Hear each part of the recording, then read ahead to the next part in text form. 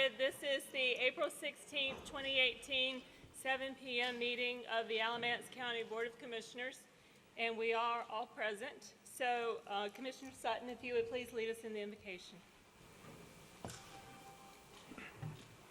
Before I say anything, I would like to say we only have a chance to do this if we volunteer for it once every 5 months. And over the years, I've had my invocation as a prayer, but recently I have been feeling like I'm being led to say other things, as I did last week. And I would like to, instead of offer a prayer, just relay a couple of things to you that mean a lot to me and have been a big part of my life over the last several years. Years ago, I attended a revival, not a revival, but a crusade somewhere, and the sermon was based on Jeremiah chapter 12, verse 5. And just to read that verse to you, I would like to say it's probably been the most uplifting words I've ever read in the Bible or been able to speak about when I'm not looking at it. But it says, quote, King James Version, "If thou hast run with the footmen, and they have wearied thee, then how canst thou contend with horses? And if in the land of peace wherein thou trustest they wearied thee, then how wilt thou do in the swelling of Jordan?" Jeremiah was complaining to God, why do good things happen to bad people and bad things happen to good people? And God's reply back was just that. If ye have run with the footmen and they have wearied thee, how will you contend with horses? In other words, the big things. And that means more to me than anything I've ever read or heard, and I hope it meant something to y'all. If we could do the Pledge of Allegiance. I pledge allegiance to the flag of the United States of America and to the republic for which it stands, one nation, under God, indivisible, with liberty and justice for all. Sure got away from me. I didn't have time for the other. All right, next on our agenda are public speakers. Ladies and gentlemen, we have two opportunities for the public to speak tonight. The first is at this time for public speakers, and then the second is at the public hearing concerning the bond referendum, the bond for ABSS, and the bond for ACC. So if someone has the intent to speak about the bond, the proper time would be later in our meeting and not at this time. However, we do have an opportunity for public speakers, and we have a few who signed up, so and some of them did not provide their topics, so we're not sure which is the appropriate time for them. Before we do that, let me go over or review the rules for public speaking at the commissioner meeting. We do have a public comment policy which is adopted in September 2014, which is available for review on our website.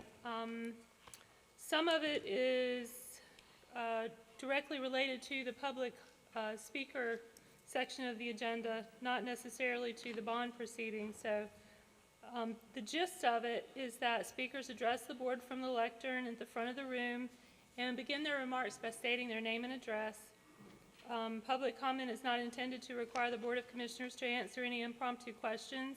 Speakers shall address all comments to the commissioners as a whole and not to individual commissioners. Discussions between speakers and members of the audience shall not be allowed. Speakers shall be courteous in their language and presentation. Speakers who have prepared written remarks or supporting documents are encouraged to leave a copy of such remarks and documents with the county clerk. Then the speakers shall not discuss any of the following matters which concern the candidacy of any person seeking public office, matters which are the subject of public hearings, and that's because it comes later in the meeting. matters which are closed session matters, including but not limited to matters within the attorney-client privilege, anticipated or pending litigation, and some other things. Speakers shall not engage in personal attacks that by irrelevance, duration, or tone may threaten or perceive to threaten the orderly and fair progress of the discussion. Then in decorum of the audience, this is in some rules that the commissioners adopted last year. That are mostly taken from statute and from the practice of the board before that time. In order to efficiently transact public business, it's necessary that members of the audience demonstrate an appropriate decorum and respect for the board and speakers. To this end, audience members shall conduct themselves as follows. Audience members shall refrain from making unsolicited comments during the meeting. During speakers from the floor or debate by the board, audience members shall refrain from conduct which disrupts the proceeding. This conduct may include, but is not limited to, cheers, hissing, booing, clapping, cursing, or any other conduct which disturbs the proceedings. Audience members shall refrain from displaying signage that obstructs the view of others in attendance or presents a safety hazard. And audience members shall silence all cell phones and other electronic devices while attending the meeting. So if you would kindly take the opportunity to check your cell phone or device and be sure that it isn't silent, that would be much appreciated. So for the people we have who are assigned for the public comments, and I hope I've been clear, there's the public comment part of the meeting where you can talk about anything unless it's limited by the rules. And then there's the public hearing later that's about the bond presentations. So I have a few people here that I'm not sure where they fall, and I'll call your name, and if you would mind, just let me know where you fall with that. So Lisa Marinis, M-A-R-I-N-I-S, I have that person marked down as commenting on the strategic plan. Is Ms. Marinis here? And can she help me out with that? Okay, we'll come back to her. Then Yoon Boylston, B-O-Y-L-S-T-O-N. The bond, okay, great. I will put you on that. Tara Raggett is Ms. Bond. Okay. Taylor Coffey. Okay. Erica Johnson. And Valerie Sellers. Bond. Okay. Well, that clears that up. So it is confusing, I'm sure, when there's different things to sign up for. So now it is time for the public speakers. The only public speaker that's not talking about the bond is Lisa Marinis. If Ms. Marinis is here, this is the appropriate time for her to come forward. And I don't see her, so I guess we have no public speakers tonight for that section, part of the agenda. Do we have any commissioner responses? Hearing none. Approval of the agenda. If everyone has had an opportunity to review the agenda, are there any clarifications or alterations to the agenda? I make a motion that we approve them. Second. Thank you. We have a motion and a second for approval of the agenda. All in favor, please say aye. Aye. Anyone opposed? All right, consent agenda. We have a few items on the consent agenda. Is there any discussion or need to pull something from the consent agenda? I move approval of the consent agenda. Second that. Is there any further discussion? If not, all in favor of approval of the consent agenda, please say aye. Aye. Anyone opposed? All right, so public hearing. We are going to need a motion and a second and a vote to go into the public hearing. So moved. Second. Thank you. All in favor of going into the public hearing regarding our bond referendum? Aye. Aye. Anyone opposed? All right. So, ladies and gentlemen, regarding the public hearing on the bond referendum, I am fortunate that I was able to attend the ABSS redistricting public comment opportunities that were chaired by Mr. Van Pelt. So I had the opportunity to observe him and how he handled the number of speakers that came forward. So what we're going to do is I'm going to call To begin with 2 names, I would like for the first person to come to this microphone and the second to come to that. And then when the first person is finished speaking, I will call the third person. And if they would go ahead and go to that microphone while the second person speaks, then we can keep moving along and not have to wait for people to come forward. And hopefully we'll be able to proceed more expeditiously and be able to get as many people to speak as possible without undue delay. So, and also, the final thing is if you could please spell your name. When we have a public hearing like this, we're actually creating a record. It's a legal proceeding. And if you spell your name, it would be very useful for the people who are making the minutes. Finally, please do not applaud after a speaker is finished. When the first speaker is finished, we're going to go straight to the next one, and that person's time is going to start. So if you're applauding and that person has to wait for applause, then that means that they don't get as much time to speak. And then we also, it's 5 minutes. So each speaker will get 5 minutes to speak. So our first one is Dr. Bill Harrison. If you would come forward. And the second speaker is Mac Williams. Mac, if you would please make your way to the second microphone.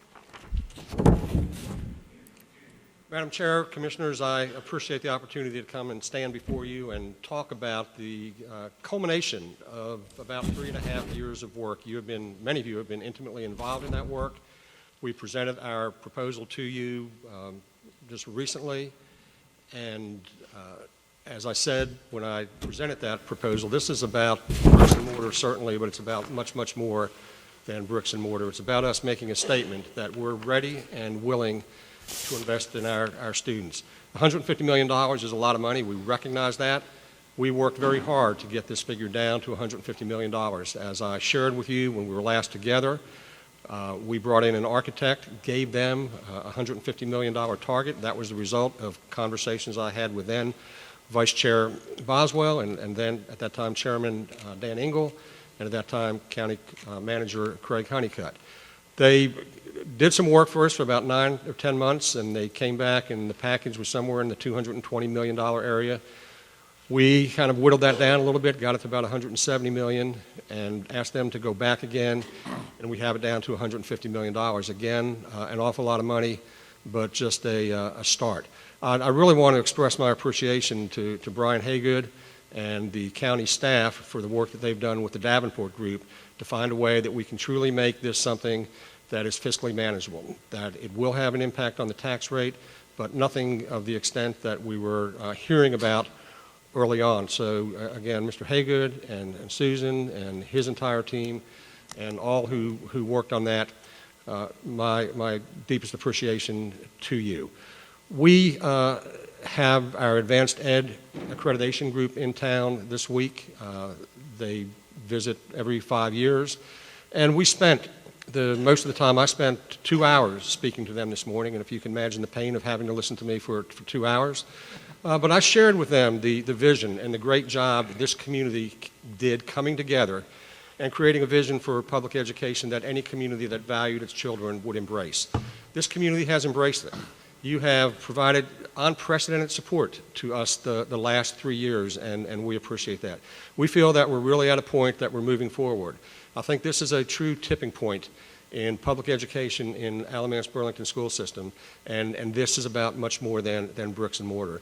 It's about specialized program. It is about capacity. It is about safety.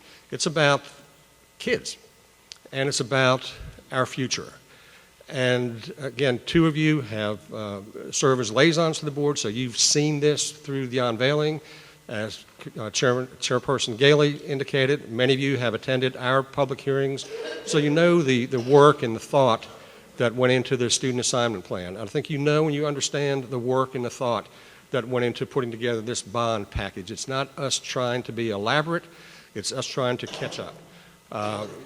School systems all across this country had fiscal problems since 2009 when the economy crashed. We're in a position now that we can come back from that and that we can provide this opportunity for our kids and really move forward. I can stand and talk for a long, long time about this and try to convince you to say yay to $150 million. All I'm asking you to do is let the voters decide whether or not we invest $150 million. We had people out front holding signs, let Graham decide, let Mebane decide, let Green Level decide, let Burlington decide, let Elon decide, let every community in this county decide. So I'm not asking you tonight to raise taxes. I'm not asking you to do anything special for the school system other than let the people of this great county decide whether or not they want to invest in their children. Thank you for the opportunity. Please don't applaud. Mac Williams, go ahead. Oh, excuse me, Mac. The next speaker would be Ed Hooks.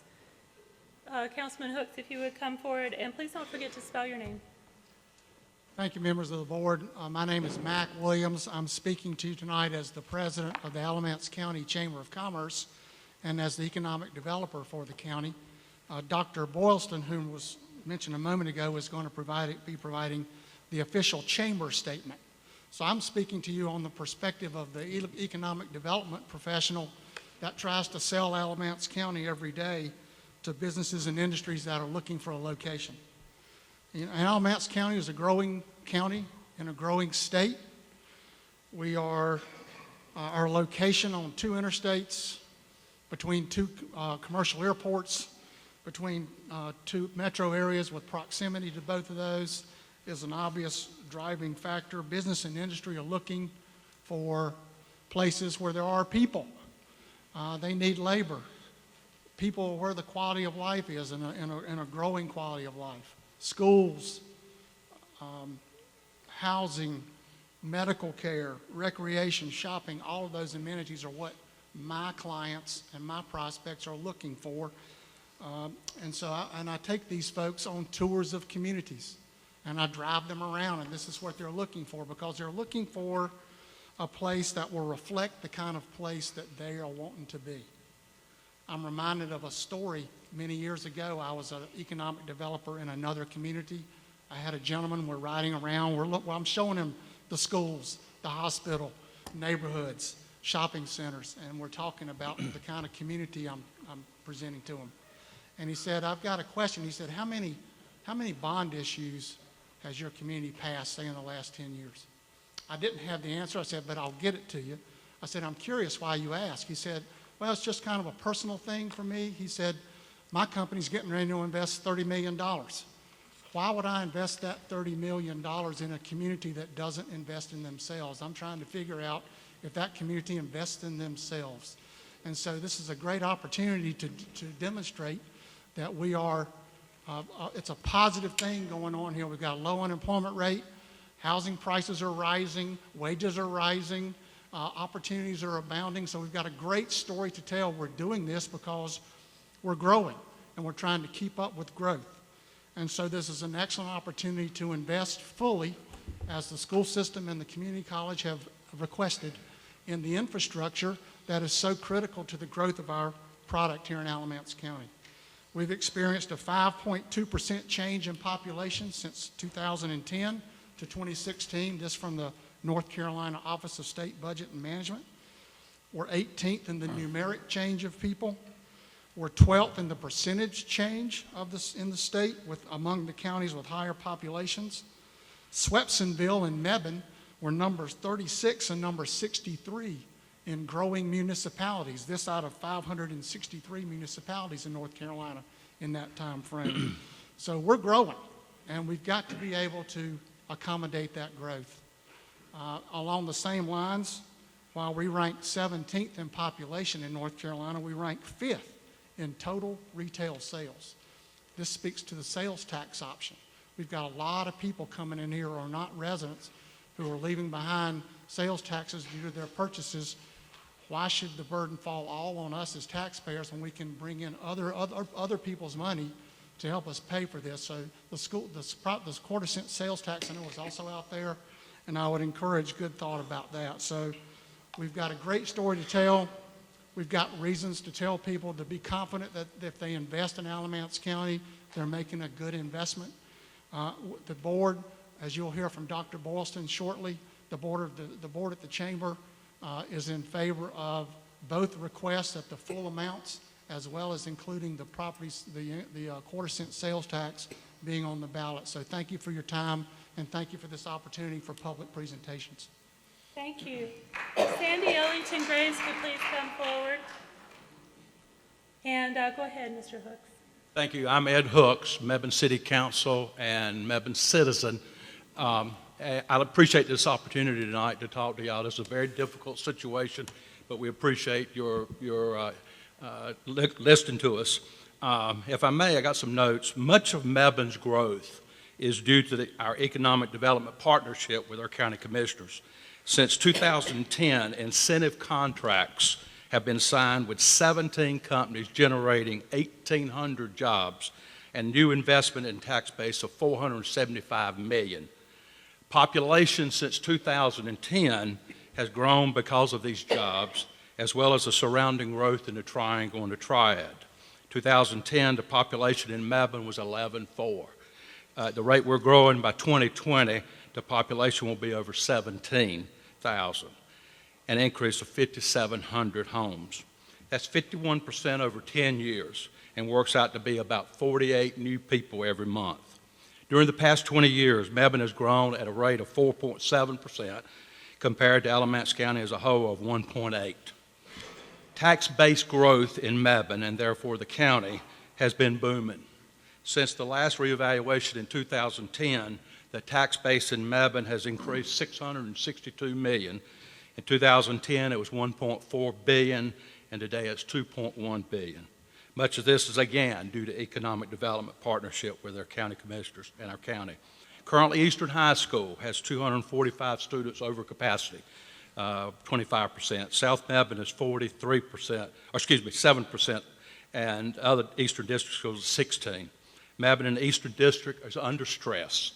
According to county planning projections, Eastern High School is projected 46% over capacity, Garrett at 16%, and South Mebane at 18%. Since 2015, we've approved single-family projects to the tune of 1,700 units. Of these, roughly 492 have been permitted for construction. 1,206 dwelling units have yet to be permitted for construction. This does not include older approved developments, much like Mill Creek. As such, using the CLP numbers as a base, Mebane now has a total of 8,574 approved housing units. 5,400, 63%, are single family, and 3,035% are multifamily. When we account for the potential stock to be constructed, 67% is single and 33% is multifamily.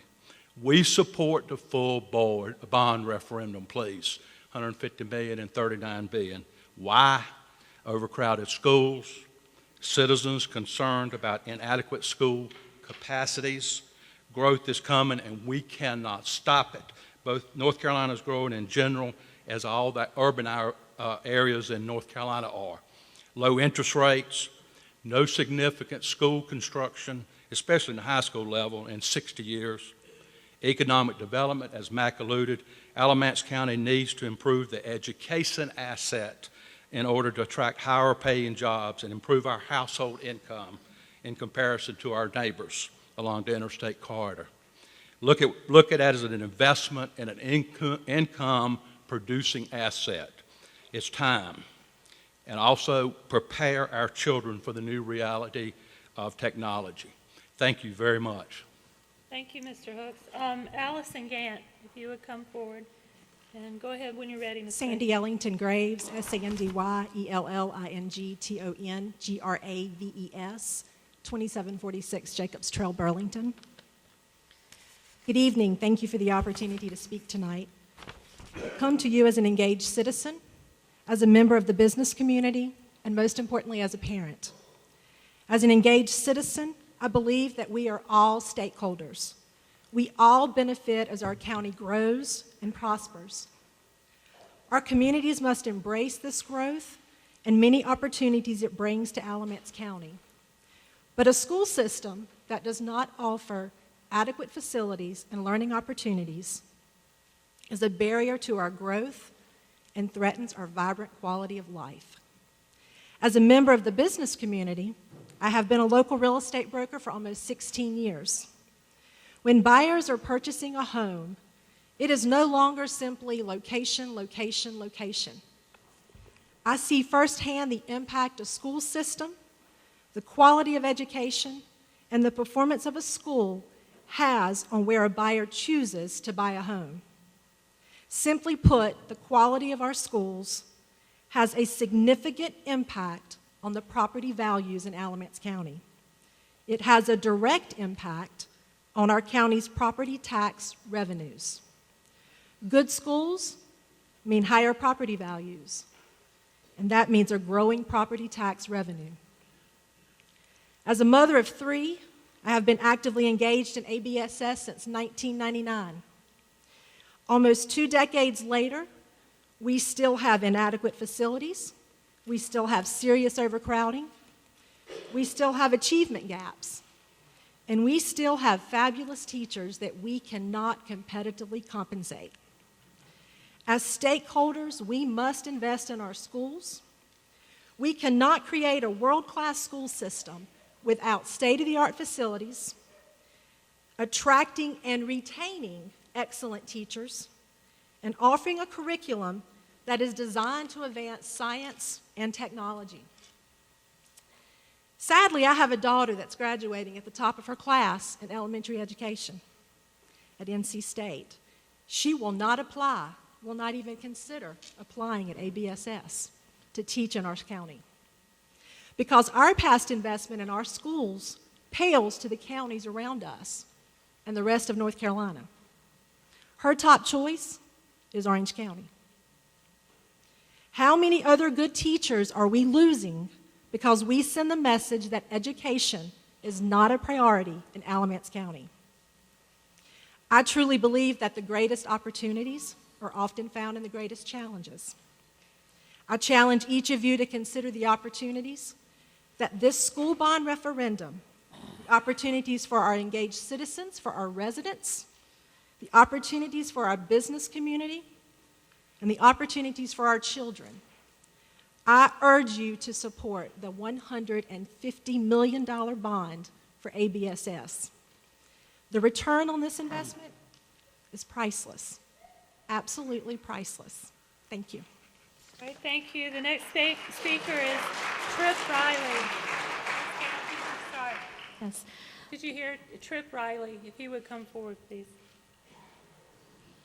Thank you, Commissioner Gailey and Commissioners. My name is Allison Gant, ALLISON, GANT, 2306 Hickory Avenue, Burlington, North Carolina, 27215. I want to thank you for the opportunity to share just some thoughts from the perspective of Alamance Burlington Board of Education. I know that you're hearing from a lot of speakers tonight, and we're here because this is important to us and to our county. As elected officials, you have a great responsibility, and I can certainly appreciate that. But this issue, the Alamance Burlington Board of Education's requested bond, is one that our citizens should decide, as demonstrated by the number of people here tonight. As school board chair, I know many of those that are here tonight. Every day, they are in our classrooms, participating with our PTOs and PTAs. They are our neighbors, they are our business leaders and community, and they are all working to make sure our students have an opportunity for greatness, an opportunity for a future without limits. That's why we're here tonight. The decision that you will make tonight will say a lot about our community, our goals, our priorities, and our future. Over the last few months, the school board and the administration of the district have worked closely with your county manager in developing this bond package. ABSS has done its due diligence. Does it include everything we need? Of course not. But we believe it is a solid package that is realistic for both our community and our schools. You have engaged in many of these conversations. You've asked questions. And and the relationship between the school board and you, our county commissioners, has been and is open, accommodating, and respectful, and I am grateful. The bond package is for $150 million to repair our aging schools, add badly needed classroom capacity, including an additional school building, and to get the environment that our students learn in and that our teachers work in to an acceptable level. There is no frill in this budget. The number at which we arrived is based on real needs after almost a year's worth of research, and before that, many, many discussions. Certainly, you have the power to cut that number down, but I would ask, what is your rationale? Is it too much money, some might say? But historically, that is what has been the reason why we have not fully invested in our schools. And it's the reason why we're here tonight, to ask you to support the $150 million bond. I have faith in our community. I truly believe that we will all do the right thing for all of our futures. Let's not shortchange our students, our teachers, or our community tonight.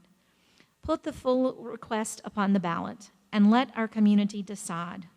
Our residents can make the decision if they're willing to invest in our public schools, our children, because they are worth the investment.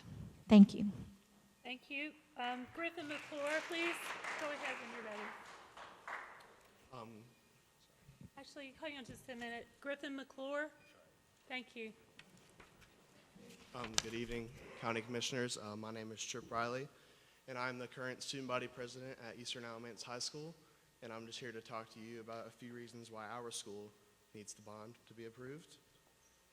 My first reason is this. Eastern Alamance has 1,300 students. We have 3 guidance counselors to oversee all of these students. ASCA, the Association of School Counselors, says that a school counselor should not have over a maximum of 250 students.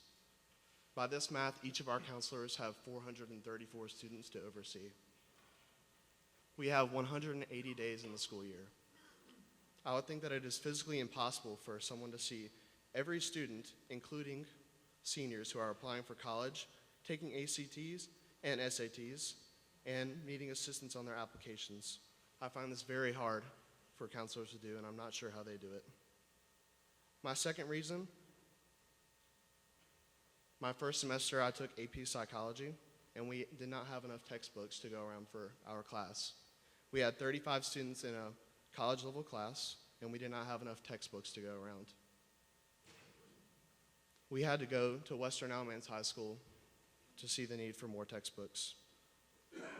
I find it very hard to believe that this bond cannot be approved because me as a student trying to further my education by taking college-level courses, and you're telling me that there is not enough money for me to actually have a textbook in the class, I find that a little bit ridiculous. My next point is my cafeteria.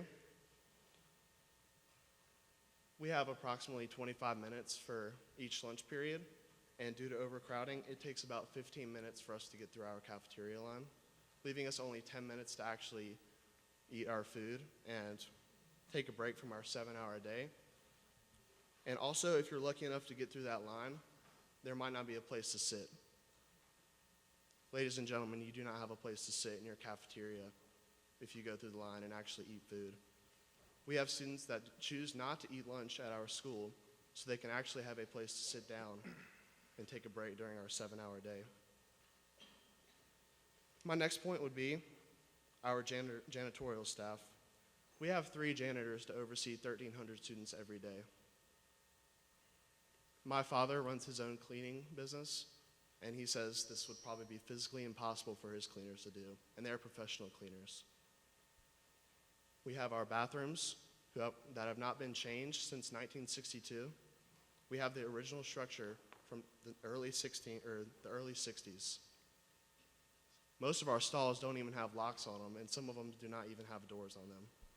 We have students that sign out of school just so they can use the bathroom, and that could possibly be a 20-minute drive, and that's depriving us of our learning. Thank you, and that's it. Thank you, Mr. Riley. The next person is Ian Baltutis. Baltutis, if you would come forward. Did you hear me, Ian? Ian Baltutis. Thank you. Go ahead. Griffin McClure, Griffin, MCC, Lure, City of Graham resident, Graham City Council. I'll try to be quick. I'm here tonight alongside other municipal leaders to beg you to let this county decide its own fate. I hear every day that public education is the biggest concern of our citizens in Graham. Mebane hears it, Burlington hears it, Elon hears it, we all hear it. But it's also documented. It's in our strategic plans, it's in our surveys, and God knows it's in our inboxes. So why is this issue we all hear about every day not being addressed? Why is there no investment in that future? We can't touch it at the municipal level, and we see counties around this country working 5 years ahead to solve the problems we face, and then realize we are 15 years behind. We can argue all day that discipline, not dollars, is the issue. But even if it is, and it's not, you are our county's leaders responsible for fixing these issues. $150 million, not $100 million, for ABSS begins to do some of this work. I don't see pragmatism in your working to solve this issue. I do see some pessimism, and I even see some disdain for the public sector, and I see leaders elected that are okay with just keeping the lights on at our public schools. I realize all of you may not be hearing me tonight, but I am talking to those of you in front of me that internalized the oaths you took. I'm talking to those of you who are bothered at night by the 50 mobile classrooms we have that tell our kids that their education is secondary to other spending. I'm talking to those of you who realize 3.5 million square feet takes money to be maintained. And I'm talking to those that believe in the democratic principle of letting the voters decide. Let us decide if what the publicly elected school board says is the right number, is, in fact, the right number. Please, let us decide. If you lower the $150 million number tonight, my hunch is that the new school is the first to go.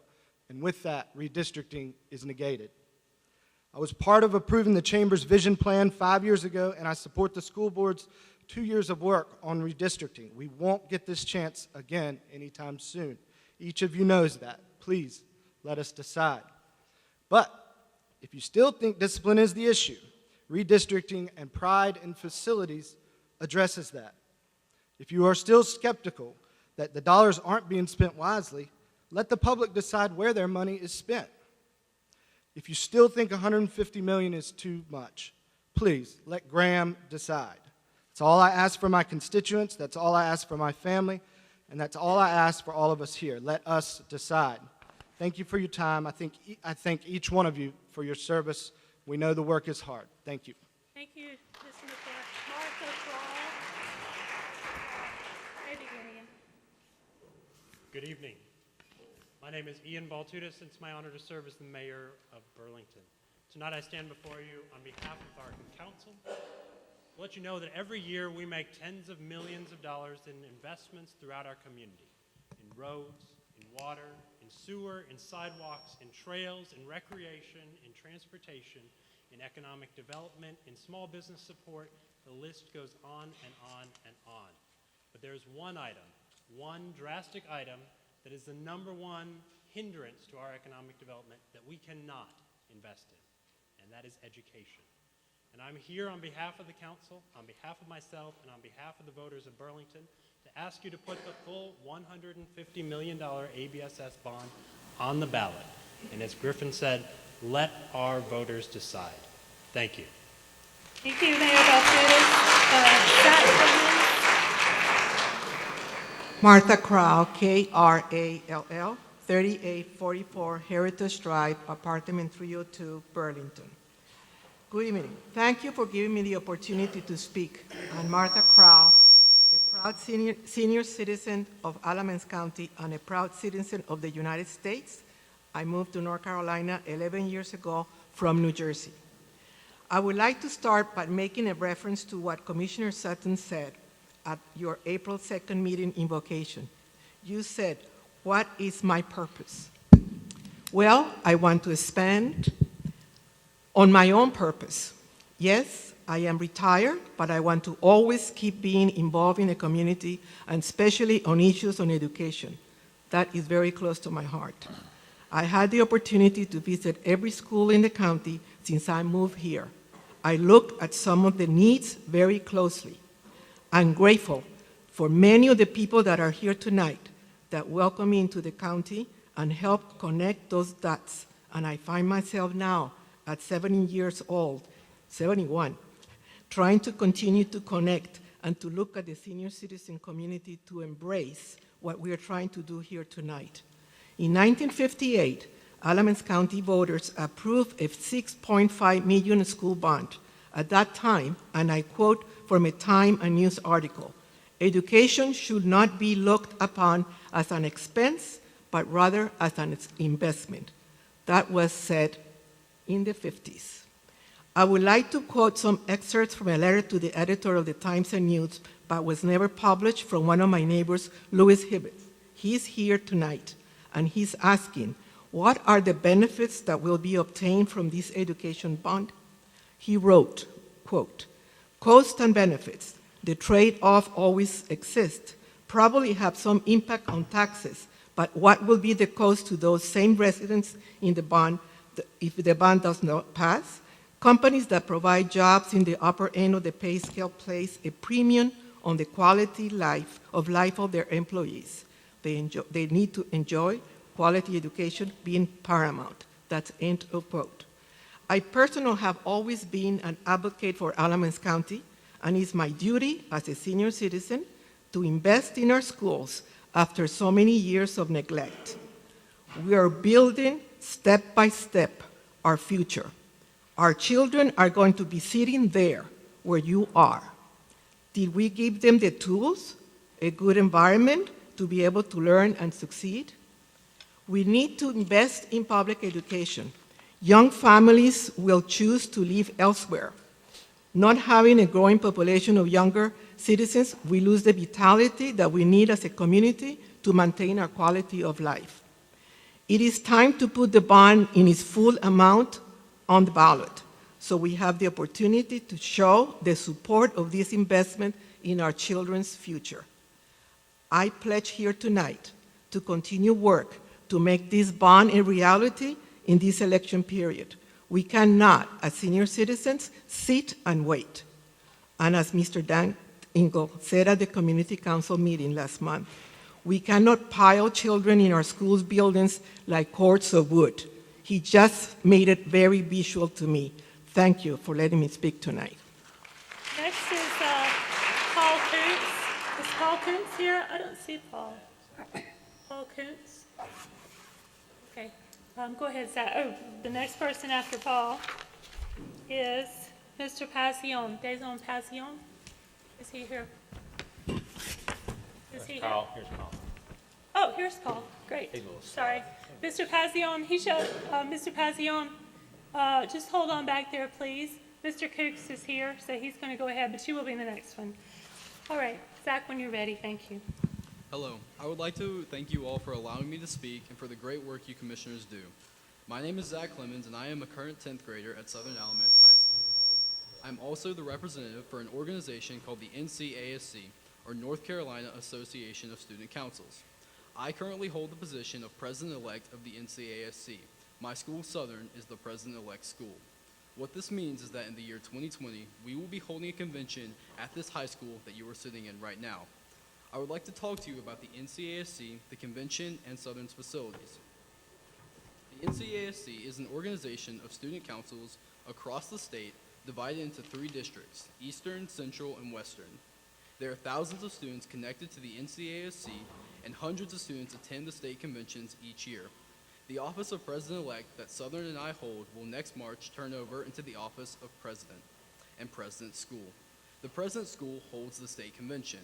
What this means is that upwards of 600 students will travel to come across the state to Alamance County.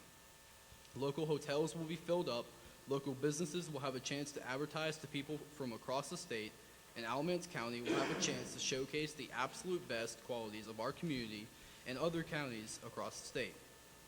I have attended an NCASC state convention for 2 years now, and I can say that our school is behind other President School that I have seen. Our facilities are in desperate need of improvements and renovations.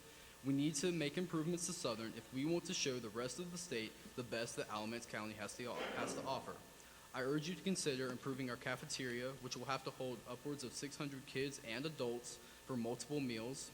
Our bathrooms and hallways in general need to be renovated. We have wallpaper peeling and water damage in many of our classrooms. I can't walk into some of the closets in classrooms because of my asthma that I've had since I was born. I urge you to show the rest of the state how amazing Alamance County is by showing them the best our schools can look. The renovation of Southern will not only affect Southern Alamance. Local businesses will be positively affected because people across the state will remember the amazing food and great facilities Southern had during the 2020 state convention. They will remember the beautiful hotels they stayed at and Southern Alamance itself. I tell you from my own personal experience that the better a school looks, the better the overall experience is. Again, I would like to thank you for your hard work, and I greatly appreciate your time. Thank you, Zach. Mr. Koontz, if you will start. Mr. Pazione, if you will come forward, please. Good evening. My name is Paul Koontz, Paulkoonts, 304 Travis Lane in Gibsonville. I'm an attorney with Ortel, Koontz & Ortel. And it's always wonderful to hear our students show up and speak. I think they always should be listened to and part of this process. I was very involved over the years in the development of the vision plan for public education, which of course the county commissioners adopted as well. And I really view this bond referendum as the next step in the community being able to speak on how they value education in our community. In case I don't get to it, I'm in full support of putting the full amount of the bond referendum, but for both ABSS and for ACC on the ballot, and letting everyone from Gibsonville to Mebane, I always like to say from McRae's to Ye Old Country Kitchen, vote on this. And let the community in the most democratic process, little d, available, speak on the ballot and say, this is what we want for the future of Alamance County. We know that growth is wonderful, but is also a challenge. You heard Ed Hooks from Mebane speaking about this. I represent the town of Swepsonville as well. That growth in the southern part of the county is tremendous. People are coming, and we need to manage that growth. And to manage that growth, we need to have a plan for our facilities, not just the schools, not just ACC, but all the county facilities as well. So as part of this process, and I'm glad that the county is working so hard to help develop that and move forward with those plans. But really what it comes down to is talent. We are in a constant battle as a community to attract and retain talent. And because we want folks to come here and start businesses, be entrepreneurs, hire from our schools, and those entrepreneurs need young people who can have critical thinking skills and can grow. And that's all, that's not just tech, and that's not just the glamorous things, that's the trades as well. And we're doing a much better job in our school system addressing those needs. I want to be able to attract the best talent possible, keep them here in Alamance County, and see those small businesses and entrepreneurs succeed. So I'd leave you with 4 things tonight. Number 1, we have the borrowing capacity to do both of these bonds completely. We know that. We have the ability, the legal ability to borrow that money. Let's put the ABSS and ACC bonds completely on the ballot. Number 2, I'd ask you to, as part of this, continue to develop a comprehensive strategic plan regarding all facilities in the county buildings, the school buildings, and every part of that. Maintenance is a big issue and is an ongoing cost, and we need to plan for that. Number 3, I want you to take the steps in your budget to make sure that we try to improve our bond rating, because that lowers our cost of borrowing. And number 4, I think you should utilize the retail infrastructure that the cities and the county have helped build over time. Because of course DOT puts the roads in, the cities help puts the water and the sewer in, to Alamance Crossing, to Tanger. And let's put the sales tax portion of this on the ballot so that everyone can decide that. But using other people's money is a good thing in this sense. We've already put the money in the ground to build those retail facilities. Let's use the revenue from it as well. Thank you. All right, the next on the list is Norlander Aldine Jr. If he's here, he'll come forward. Thank you. Go ahead, Mr. Passion. Good evening, Chair Gailey and members of the board. My name is Dayson Passion, Dayson Passion, and I'm a resident of Alamance County, 609 West Front Street, Burlington, 27215. 17 years ago, I was able to address an audience in this room. It was one of our senior year events, and while there were many people, there will be 3 people there that I will distinctly remember. They were my science teachers throughout high school, Ms. Quakenbush, Mr. Sturdivant, and Mr. Blevins. These teachers were able to shape an interest into a passion, so much so that I decided to teach science here in ABSS, and I am now the STEAM coordinator and instructional technology facilitator at Graham Middle School. I say this to say that as you consider the bond, know that we need to update our facilities and programs to better serve our students so that they will be better equipped to compete in a world where STEM, science, technology, engineering, and math, drives our economy and society. I can see daily with my students how STEM can engage and create wonder and curiosity in our students' lives. They are becoming empowered learners, digital citizens, knowledge constructors, innovative designers, computational thinkers, creative communicators, and global collaborators. STEM is important.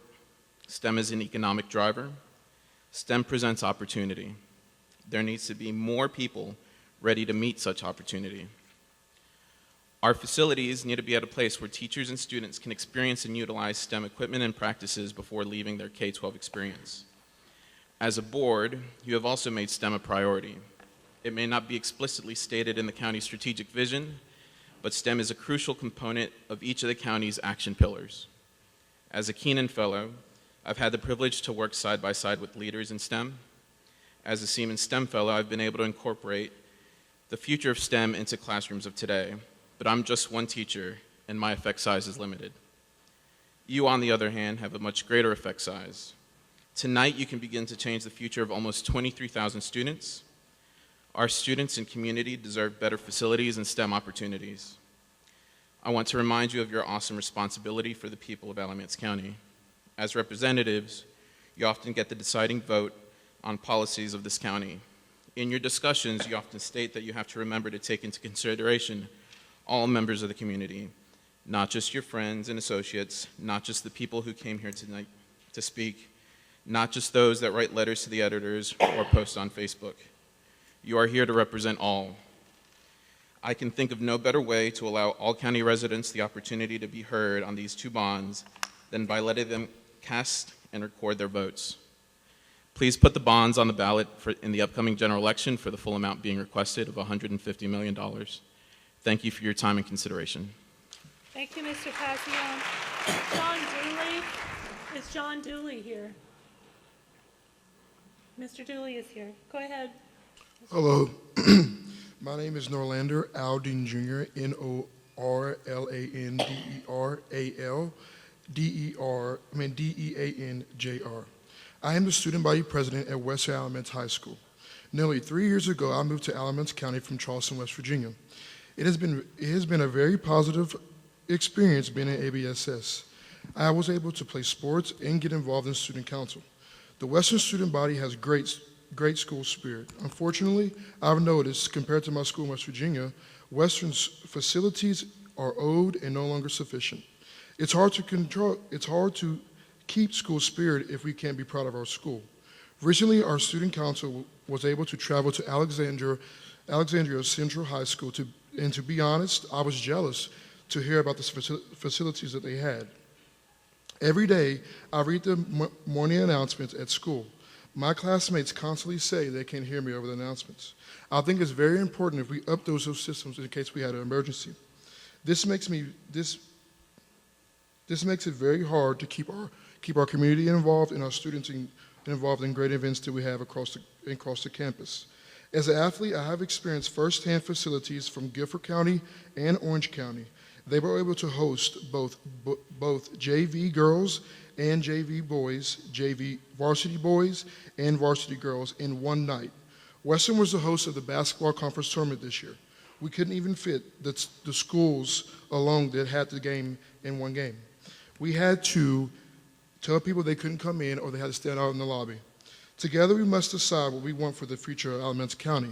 Passing this bond would send a graphic message to all the students across that we deserve the best. And for those worried about what it may cost, remember Benjamin Franklin said, an investment in knowledge pays the best interest. Thank you, Mr. Dean. Next is Stacy Johnson. Stacy Johnson here. You may begin when you're ready. My name is John Dooley, Jondooley. I'm a resident and taxpayer in this county and a parent of 2 children in ABSS, an 8th grader and a 3rd grader. I am also one of the 1,600 employees of Elon University, where I serve as Vice President for Student Life and a member of Connie Book's senior staff. As one of the major employers in the county, the university is deeply committed to public education, and we have developed some outstanding partnerships together. A high-quality public school system is an essential attribute of a thriving community. I know that whenever we are trying to bring a new employee and their family to this community, inevitably one of the early questions that is often asked is about the schools.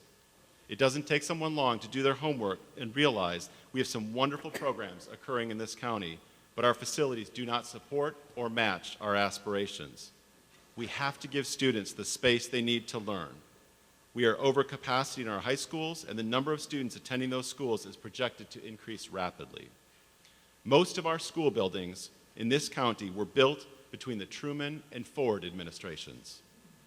And many no longer provide a safe or healthy environment for our children, much less the technology needed for 21st century science and technology education. This is not about peeling paint. My daughter attends a middle school where 2 years ago, one of the walkways in the school was condemned. Think about that. Decades of neglect by the county board mean that we now have to address deferred maintenance, electrical systems, restrooms, sidewalks, handrails, asbestos flooring, tiles, and other structural issues. In front of you tonight, you have the ABSS bond referendum, which is critical to the future of our county. I know there are a few of you on this county board who do not personally support investing more in our schools. I simply request, put the bond referendum before the voters in this county in November and let the community decide. Prior generations invested in schools for us, and now it is our turn to put forth this bond referendum that will result in nominal tax implications for Alamance County, but reap tremendous benefits for our future. On behalf of a key partner from Elon University, my colleagues and their families, we join the others here tonight asking you to set a strong course for the future of this county. The institutions, businesses, and people of this county want you to invest in our future, to invest in a high-quality education for our children, and to make decisions that will support the economic future of our community. On behalf of those institutions and businesses, and on behalf of the children of this county, I urge you this evening to vote unanimously to send the ABSS bond referendum toward the voters without amendment. Thank you. Thank you, Mr. Dooley. Jeff Andrews. Thank you. Go ahead when you're ready.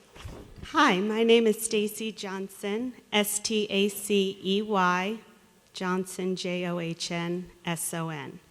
I live in Elon and teach English as a second language at Elon Elementary School. Thank you for the opportunity to speak this evening on behalf of the good teachers of ABSS. Good teachers, they get to know their students. They care about their well-being and strive to increase lifetime opportunities for them. Good teachers offer a strong and sound education that students can rely on when they seek to achieve personal and professional goals. Good teachers continuously work outside of school hours to complete data reports and to seek and cater assignments to student-specific needs, skills, and interests. They know that igniting student interest and a love of learning is essential. Good teachers weave lessons that emphasize social justice. They promote courtesy and responsibility, perseverance, courage, good judgment, integrity, respect, and self-discipline. Good teaching is time-consuming. It is a constant curiosity about how we can help students to learn and digest and grow empowered to improve their life circumstances. These are the students in ABSS. In ABSS, good teaching is at work, but we are working within a system starving for resources.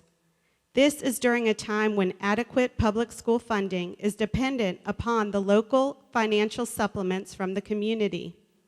We need this bond at its full value, not a penny less than $150 million. It's the bare minimum to improve our school system for our good teachers. We need to put this financial decision in front of the voters. The needs are simple, starting with the need for another high school building, additional learning space in older buildings, updated science labs and programs to increase student interest, knowledge, and support as they grow ready to compete in our global society. Many things happening right now, such as the creative management of our overcrowding schools and the lack of opportunity in our outdated facilities, is quite ridiculous. Yet, good teachers continue at bat for their students daily.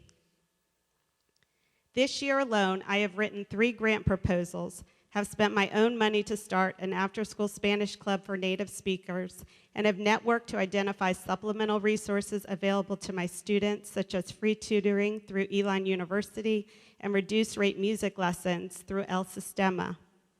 This is what good teachers do, and ABSS is full of good teachers. Without question, we need full funding from the bond to bring our schools up to par, just up to standard from decades of neglect and lower than expected taxes. Currently, good teachers are doing what they need to do to teach our children well. A student teacher I was speaking with in the teacher's lounge recently, and I enthusiastically asked her, "Oh, are you going to stay in the area?" And her response was, "I'd be hard-pressed to do that." And it was heartbreaking.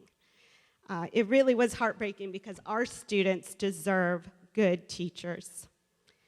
Currently, many parents with extra resources choose to homeschool, to send their children to charters or to private schools. Until our public schools are truly the best option for everyone, with clean and stable places of learning, and facilities and technology adequate for the current population, it is my job as a good teacher to advocate for better. We must achieve better in our system. It's what our great students deserve.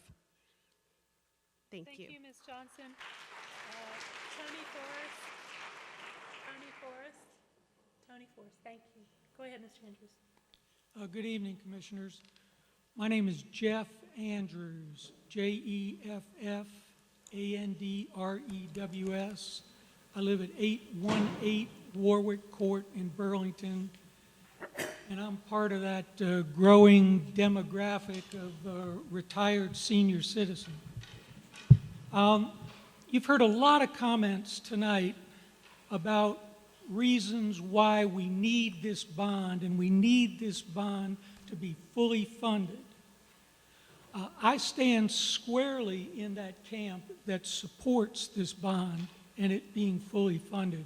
But I want to use my time tonight to talk a little bit about the process. And you've heard some other speakers talk about this as well. But I've been following this process of schools coming before this body for probably 40 years now. And all too often it seems to work this way, that the schools come and they need money for a special project, or they need money to improve projects that they have dealing with facilities and other things that the county has the responsibility to fund. And the answer always seems to be from whoever happens to be sitting in your place at the time the request comes. It's, you know, I really support public education, but we just don't have the money. and you ask us to delay or you ask us to take a lesser amount of money. And when I question that decision, why is it you don't have the money? Why can't you fund this? The answer often is, well, we can't raise the tax rate. The voters would never support that.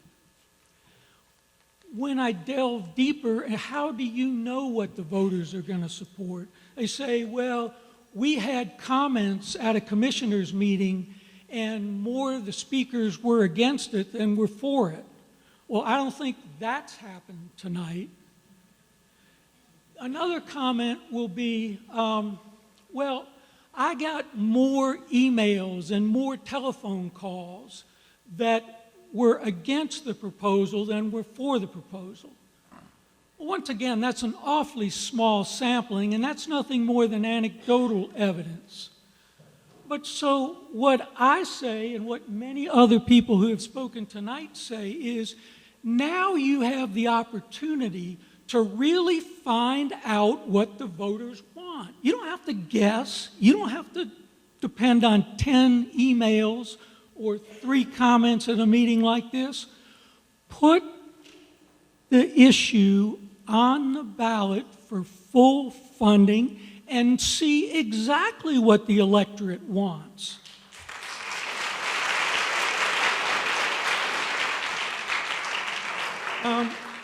Let me just finish up. I heard this comment once, and it said that vision without execution is hallucination. We've got the vision. You've seen the vision plan. You've seen all the planning that has gone into this for the construction of a new school, for the remodeling of other schools. So much work, so much vision has gone into it. Please let us have a chance to execute that plan. Put it on the ballot for full funding. Thank you very much.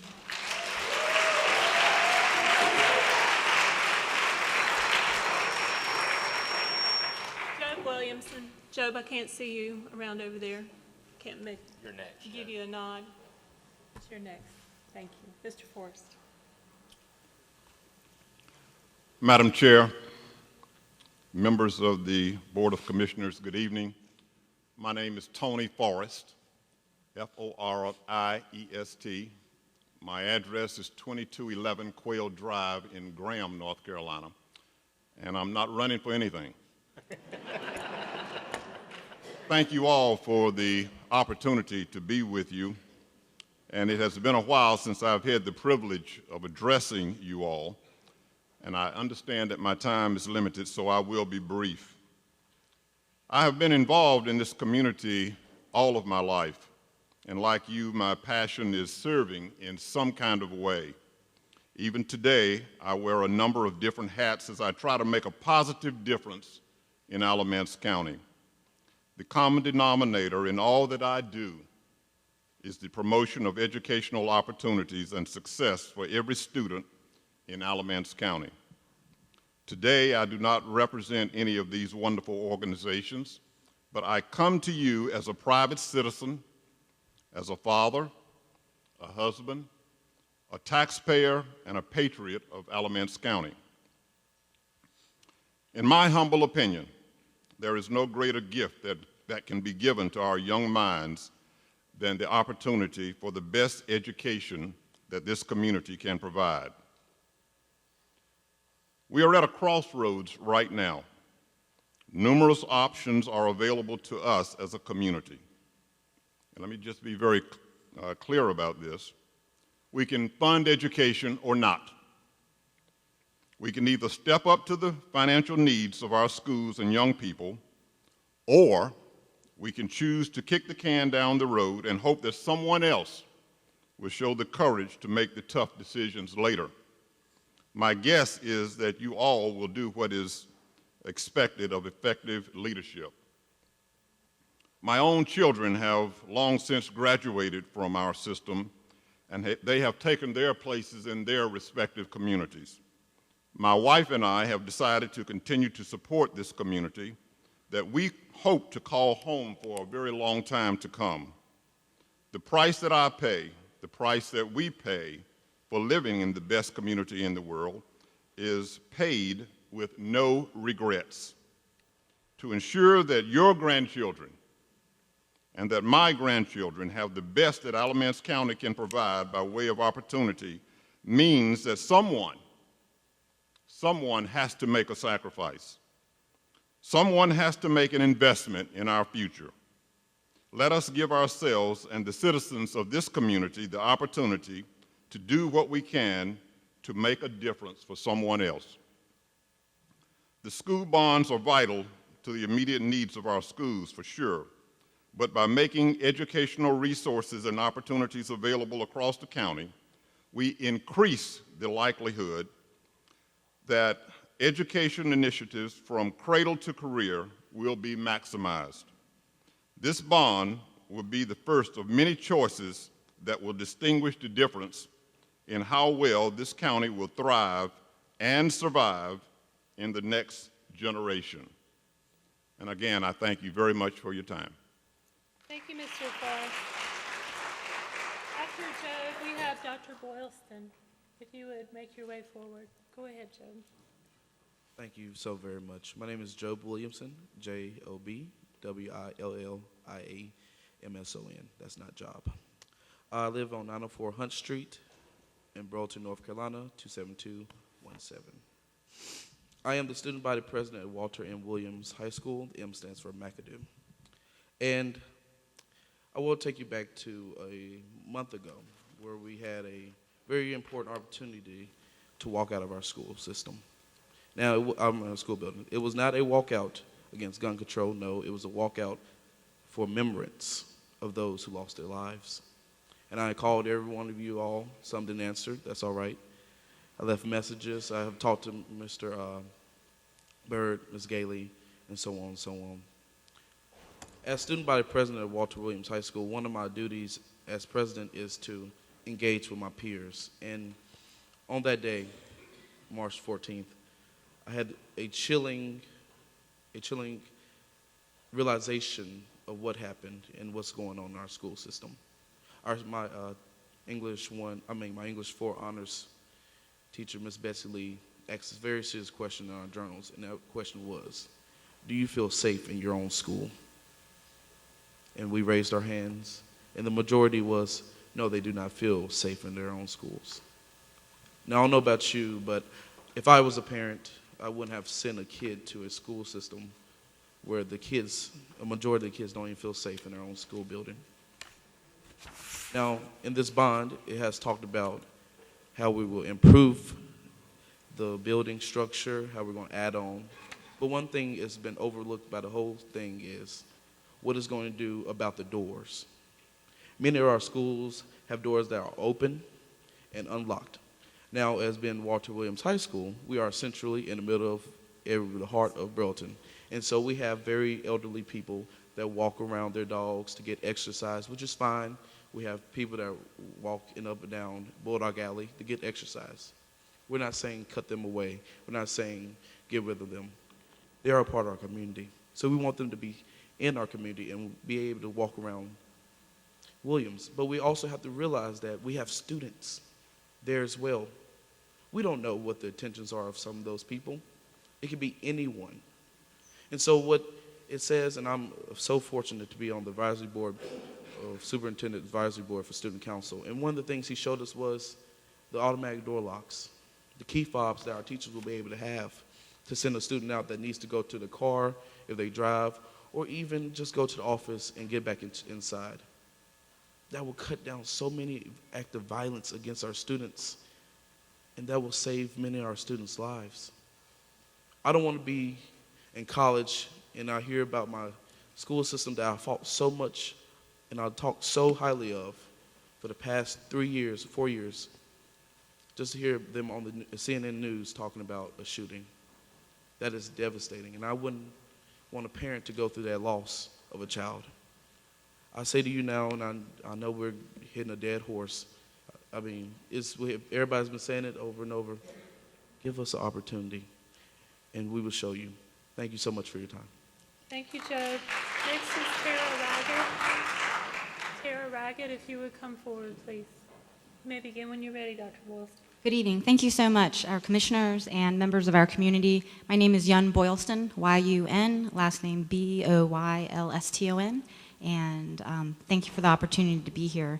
I'd like to speak on behalf of my fellow board members of the Alamance Chamber, and as such, I would like to read this written statement that was approved by the Chamber Board April 12th, 2018.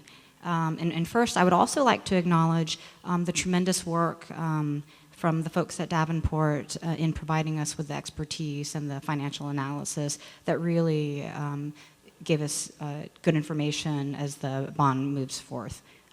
So the directors, or the board of directors of the Alamance Chamber has voted unanimously to request that the commissioners approve each bond measure, being ABSS and Alamance Community College, at the full amounts proposed. In addition, the Chamber Board requests that the quarter-cent sales tax be included as an option for generating revenue to help pay for the bonds, and that the commissioners approve adding that measure on the ballot.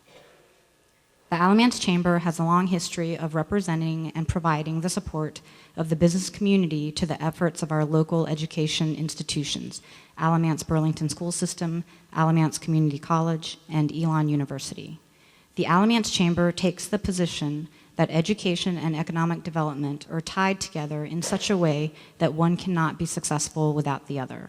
Our local educational institutions are expected to help prepare our young people to become productive citizens wherever they go and whatever they do, many of whom become the local labor force so critical to the success of our local businesses.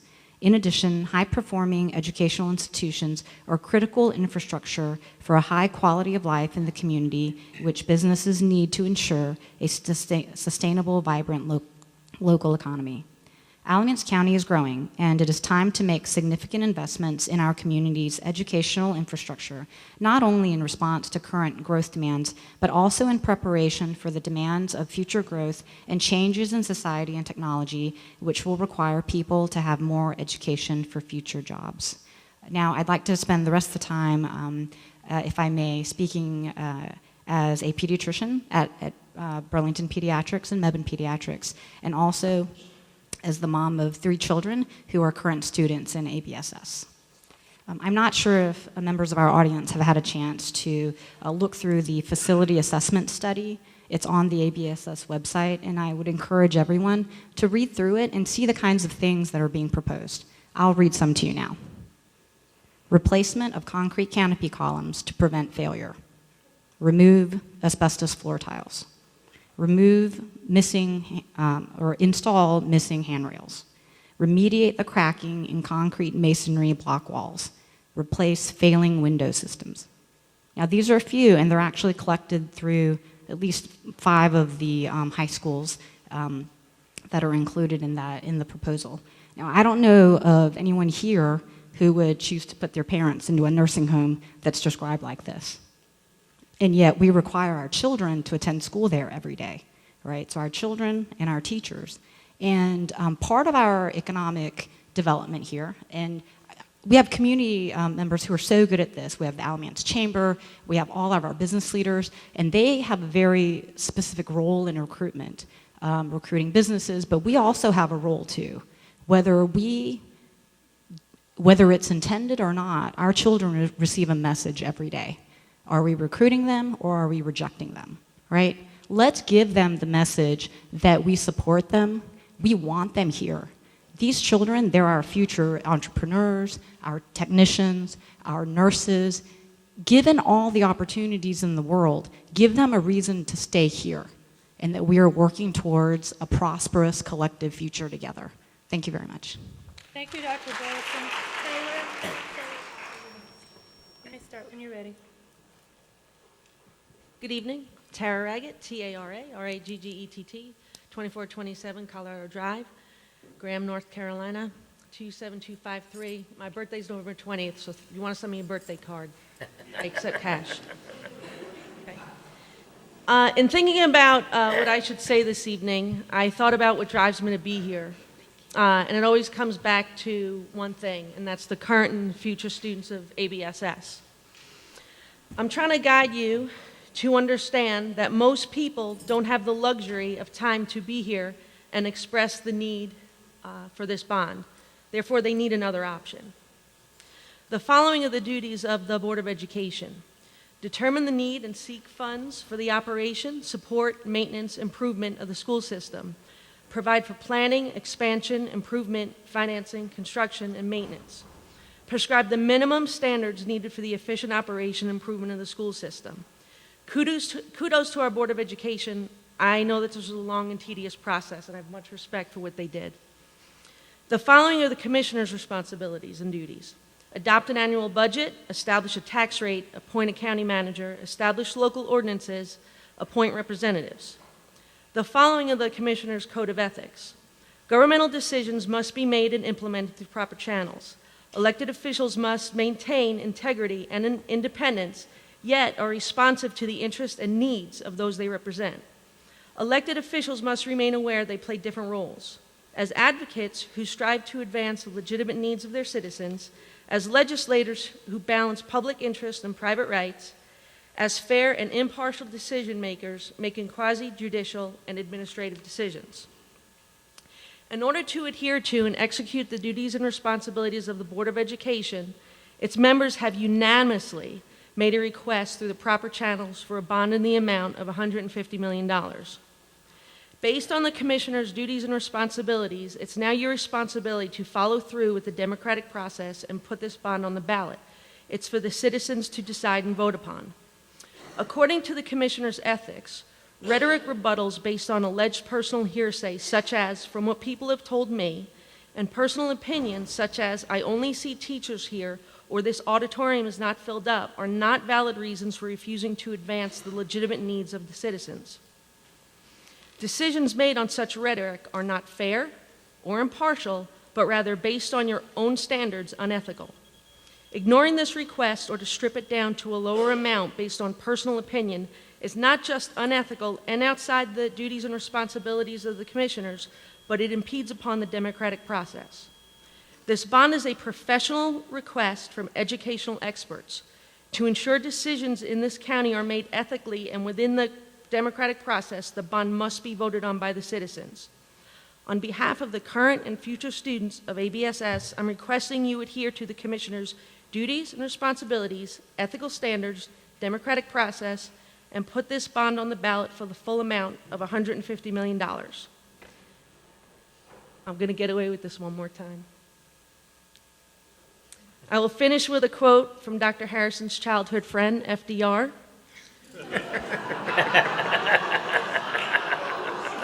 Who once stated,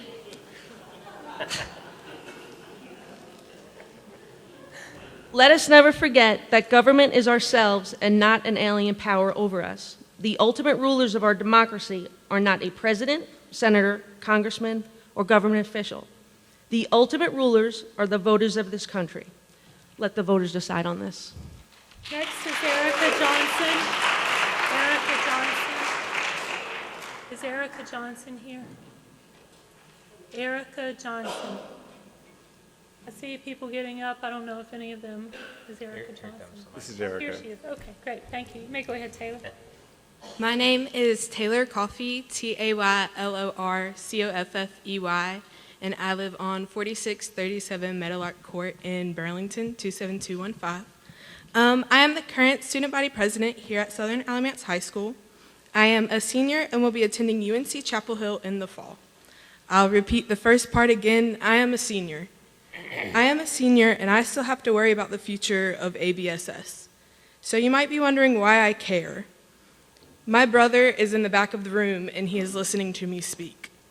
I was raised in the Alamance Burlington school system all the way from kindergarten to now, and my brother is 5 years old. He will grow up in the school system the same way I did. And my sister, before passing away, was brought up as an ABSS student as well. My mother is an EC teacher within ABSS, and my father, just like me, was raised in this area and even attended Cummings High School, which I think says a lot about the age of our facilities. What I'm trying to get at is the fact that my family has deep roots here in Alamance County. We've experienced many parts of this community, the good and the bad. But overall, that is what this is, a community. The students brought up in the school system are going to be part of our community for a long time. And we have to worry about whether or not we have the money to support them. Our students are going to become our mechanics, our teachers, our county commissioners, our leaders, and our school should be able to support such dreams. We, as students, should not have to worry about our structure falling on top of us. I know a few months ago, the ceiling in the band room, which is just down the hall, fell through. But we got lucky because it happened at night and our students weren't there. This summer, myself and 3 other girls spent a good chunk of our time painting the senior wall. It's beautiful and it's on the south side of campus if you'd like to see, and it does a really good job at covering the cracks in the brick because paint is cheaper than cement. But our columns, the ones that hold up the structure of our school, the bottom of them are chipped and eroding away, and paint isn't going to fix that. So if you want the students to work on these problems and fix the flaws in our schools and within our community, we would love to. The only thing we ask is that we are funded the way we deserve to be. Thank you.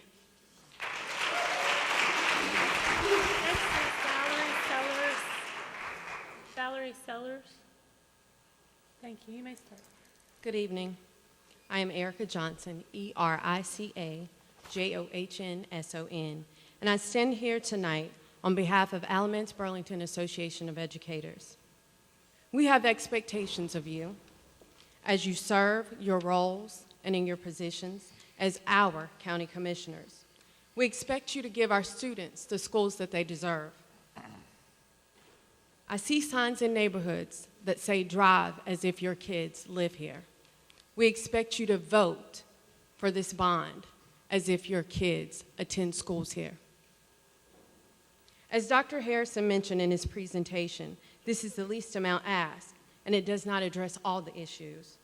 It's unfair that our students and teachers, that some of our schools are overcapacitated. This means that some of our students aren't getting the attention they deserve, and our teachers want to reach every student. So Ms. Gailey, at whatever cost it is to build a new high school, our students are worthy. You spoke of your constituents and of you listening and representing them. Many sat in confusion because everyone that spoke that night spoke in favor of our strategic plan, yet you voted against it. Which constituents were you speaking of and representing exactly? You ran on an education campaign, and many educators supported you. All we ask is that the support be reciprocated. Also on that night, we recall Sheriff Terry Johnson requesting funds for new cars and data system. There was no hesitation on the vote. My question is, have you already decided our children's fate? Not only is there too much money spent on landfills, but also too much on our jails and prison system. Education is priority. Let's stop saying our children and our students are our future. They are our right now. As Thomas Carlyle advised, our main business is not to see what lies dimly at the distance, but what lies clearly at hand. Our students, educators, and school facilities lie at hand. Let's stop being a society that is reactionary and be one that is preventative. We would rather save a few dollars to balance the budget than pay millions of dollars to reverse a tragedy that could have been prevented. Please do not put this off for future commissioners. Do what's right by our students and do it now. Our children need to believe that they are needed and that we are here to remind you adults that our students all have something to contribute and our precious resources to be nurtured and cherished. So let's give them the schools that they deserve. Thank you.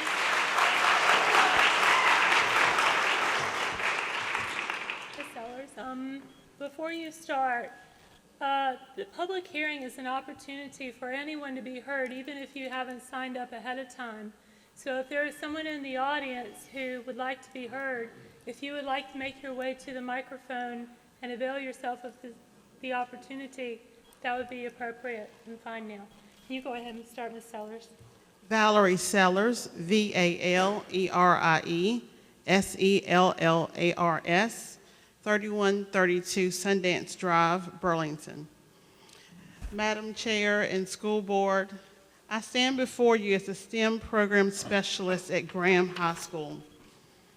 The most significant opportunities for future job growth in the field of science, math, technology, and engineering lies with U.S. companies that are struggling to find these highly qualified laborers to fill these positions. Many of these jobs are in North Carolina, and many of them are in Alamance County. The bonds will allow us to build a new high school with state-of-the-art technology and remodel existing high schools to provide a foundation for students going on into these careers and encourage other students to consider these fields. For a few moments, I just want to share a glimpse of what funding can do. The success of new science laboratories at Graham High School, just recently built in 2017, was by grant funding. It's a great example of how they change students' lives. Our new STEM wing has 4 remodeled laboratories, 2 classrooms, and an outdoor learning environment. These facilities provide an environment for rigorous, student-centered, contextualized instruction. Classrooms have industry-standard laboratory equipment that enables students to exhibit behaviors of scientists and engineers as they work in collaborative workspaces. The impact of this grant funding was improved student behaviors and performance in science. Students are authentically engaged in instruction. They've increased their use of laboratory skills and already are ahead of others who will be graduating from high school with these experiences. Technology has allowed teachers to embrace a pedagogy of learning as facilitators. One-to-one Chromebooks where students can share documents with each other, create and analyze data. Augmented reality, they can take a trip to the Barrier Reef, observe, collect, and find data. They've also went to the solar system to see auroras, built Lego robotics to solve problems for missions. The personal impact for students is many, many aha moments. Students are saying, science is my favorite class. We get to do things. We design, we improve, and we get to keep trying, and we never give up. Career pathways are developed. Seniors are now wanting to embrace scientific research because they work with teams, they work with partners. In a genetics unit, bacterial transformation and how it relates to genetically modified organisms. It's not just a term, but it's a reality for these students. In our weather unit, students can calculate real-time weather data, have the technology to be official weather spotter stations. Students now view themselves as scientists. Their enthusiasm is like firecrackers at the end of a fireworks show, where one after another, the excitement bursts. What has only happened in these last few months at Graham High School is only a glimpse of the impact of what funding can do for schools. As a result of this grant, these children are better prepared for economic success in the future, expanding resources that will help give them opportunities. One of our granting funders said, you send a signal to those young people that they matter. And I think if we give that signal to our young people, they're going to be worth every dollar. So we ask the commissioners to put the full amount of the bond to the ballot to give the community the opportunity to support students and their success in Alamance County. Just watch and see the next generation of biotech scientists that will come from Alamance Burlington schools. Thank you, Ms. Sellers. Mr. McKinney, go ahead and start. Good evening, County Commissioners, community leaders, ABSS colleagues, and the citizens of Alamance County. My name is Freebird McKinney. We are here tonight to speak to you about our community. Mr. McKinney, could you spell your name for us? Sure, F-R-E-E-B-I-R-D. McKinney, M-C-K-I-N-N-E-Y. Thank you. I'm sorry to interrupt. No problem. We are here tonight to speak to you about our community, this community that we all share, that we all desire to see grow and prosper, this community that we all collectively have the responsibility and duty to serve and support. We are also here tonight to echo the united voice of its citizenry, allowing us to create the future we all envision for Alamance County, a vision of prosperity and equality for the youth of this county. We believe that everyone here tonight is united in this effort. We are all witnessing the growth of our community. And as Mac Williams explained to the audience of the Alamance Citizens for Education breakfast several weeks ago, Alamance County is experiencing an emerging period of economic growth. We see it in our economic boom. We see it in the thousands of new residences being built along the I-40 and I-85 corridor. We see it in the international recognition of Alamance Regional Medical Center, Elon University, Glen Raven, LabCorp, and GKN Industry. We also heard from Dr. Gatewood and Dr. Harrison about the innovative programs ACC and ABSS offer our students, the many ways that we are engaging the future citizens of our county in their preparation for their future, be that university, military, or skilled job development. The list is inspiring, and it is greatly benefiting the recruitment of employees and future employers to our community. However, as Mr. Forrest alluded to earlier, we have arrived at a crossroads, a decision that will impact the future of our community. As Commissioner Galey and I spoke on Saturday at the Homegrown Festival, honoring Alamance County's rich history of agriculture and the students who participate with the Future Farmers of America, we discussed the continuing need to provide engaging programs for all of our students. These decisions are precipitated on the understanding that we must provide the most basic foundational elements for these to exist. Our students require up-to-date buildings, or at least repaired and maintained buildings, in order to thoroughly facilitate their learning, their growing, and actualizing within these programs. And in this very geographical area, southeastern Alamance County, our students require a new high school, one that can support, encourage, and nurture the physical growth of our population, but also the intellectual and technological development of their future endeavors. Our community is in support of these changes. Our citizenry understands the foresight required to make these changes for our children, for the students of ACC and ABSS. We stand here tonight asking you all to be the leaders for our community that we need. For the many here in attendance, but also for the thousands of others who exercise their right to vote for you to be their voice. We have reached the moment when we can no longer turn our backs on our community. We can no longer accept outdated and antiquated facilities, even mindsets that do not consider the future of our community. We are no longer quaint or sleepy. We have evolved from a one-town county. We are not just growing, but we have grown. Burlington, Graham, and Mebane are now individually composed cities that collectively represent our community. We are ready to make the changes necessary to become what we are becoming. Today is the day to begin this process, to publicly support this bond, to reclaim your voice of leadership in our community by uniting all of us in the shared future. One that starts with our children, with the brick and mortar that supports our schools and our college, and with the promise of hope for Alamance County, our community, and its path of progress. In essence, let us, our community, vote.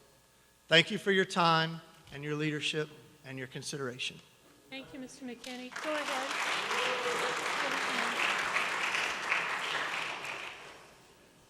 Hello, my name is Latifa Hajj, Lateefah, Hajjeh.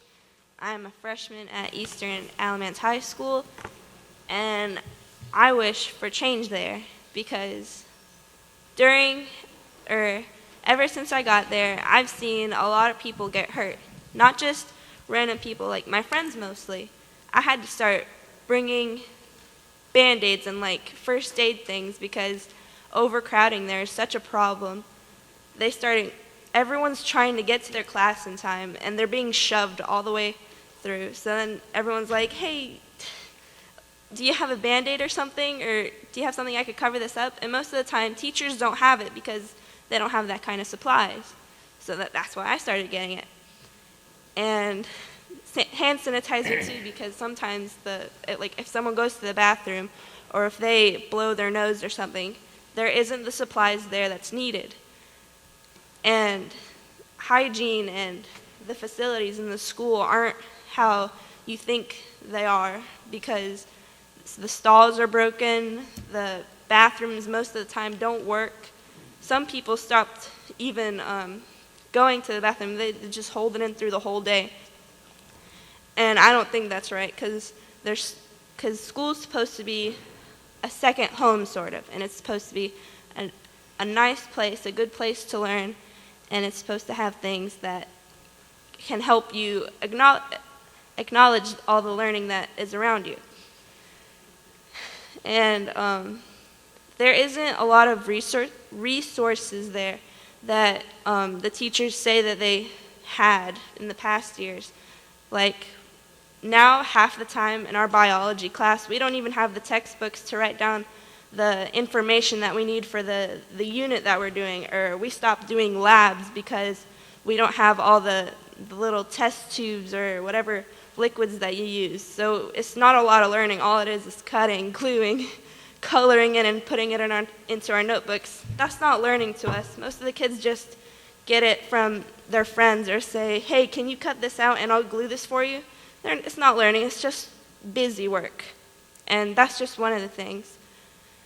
Knowing that I have to bring supplies to help my friends stay safe in a way and keep them from getting sick, it kind of bothers me knowing that I have little siblings that go to school, and sure, they don't have all the shoving there, but they still get hurt at the playground or something. And I don't know if the teachers have, not medical, but safety kits or something like that. And that's a problem. And I know a lot of teachers that I love, and they take money out of their own pocket just to pay for things that they don't have, to replace broken windows. I even know a teacher that bought a very large sheet of,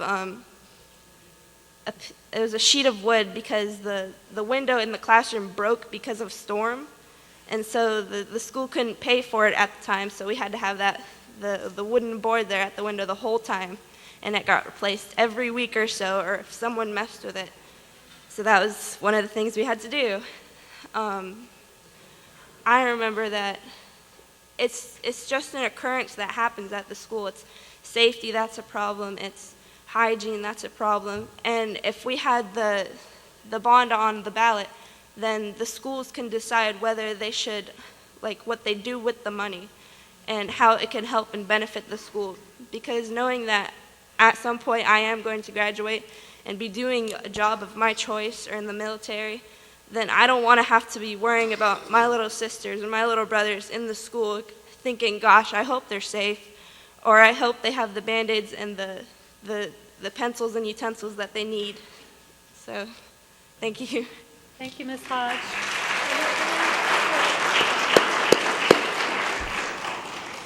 Good evening. Thank you, County Commissioners, for allowing us to come and speak to you tonight. My name is Laura Miller Mitchell, Laura-Miller, Mitchell.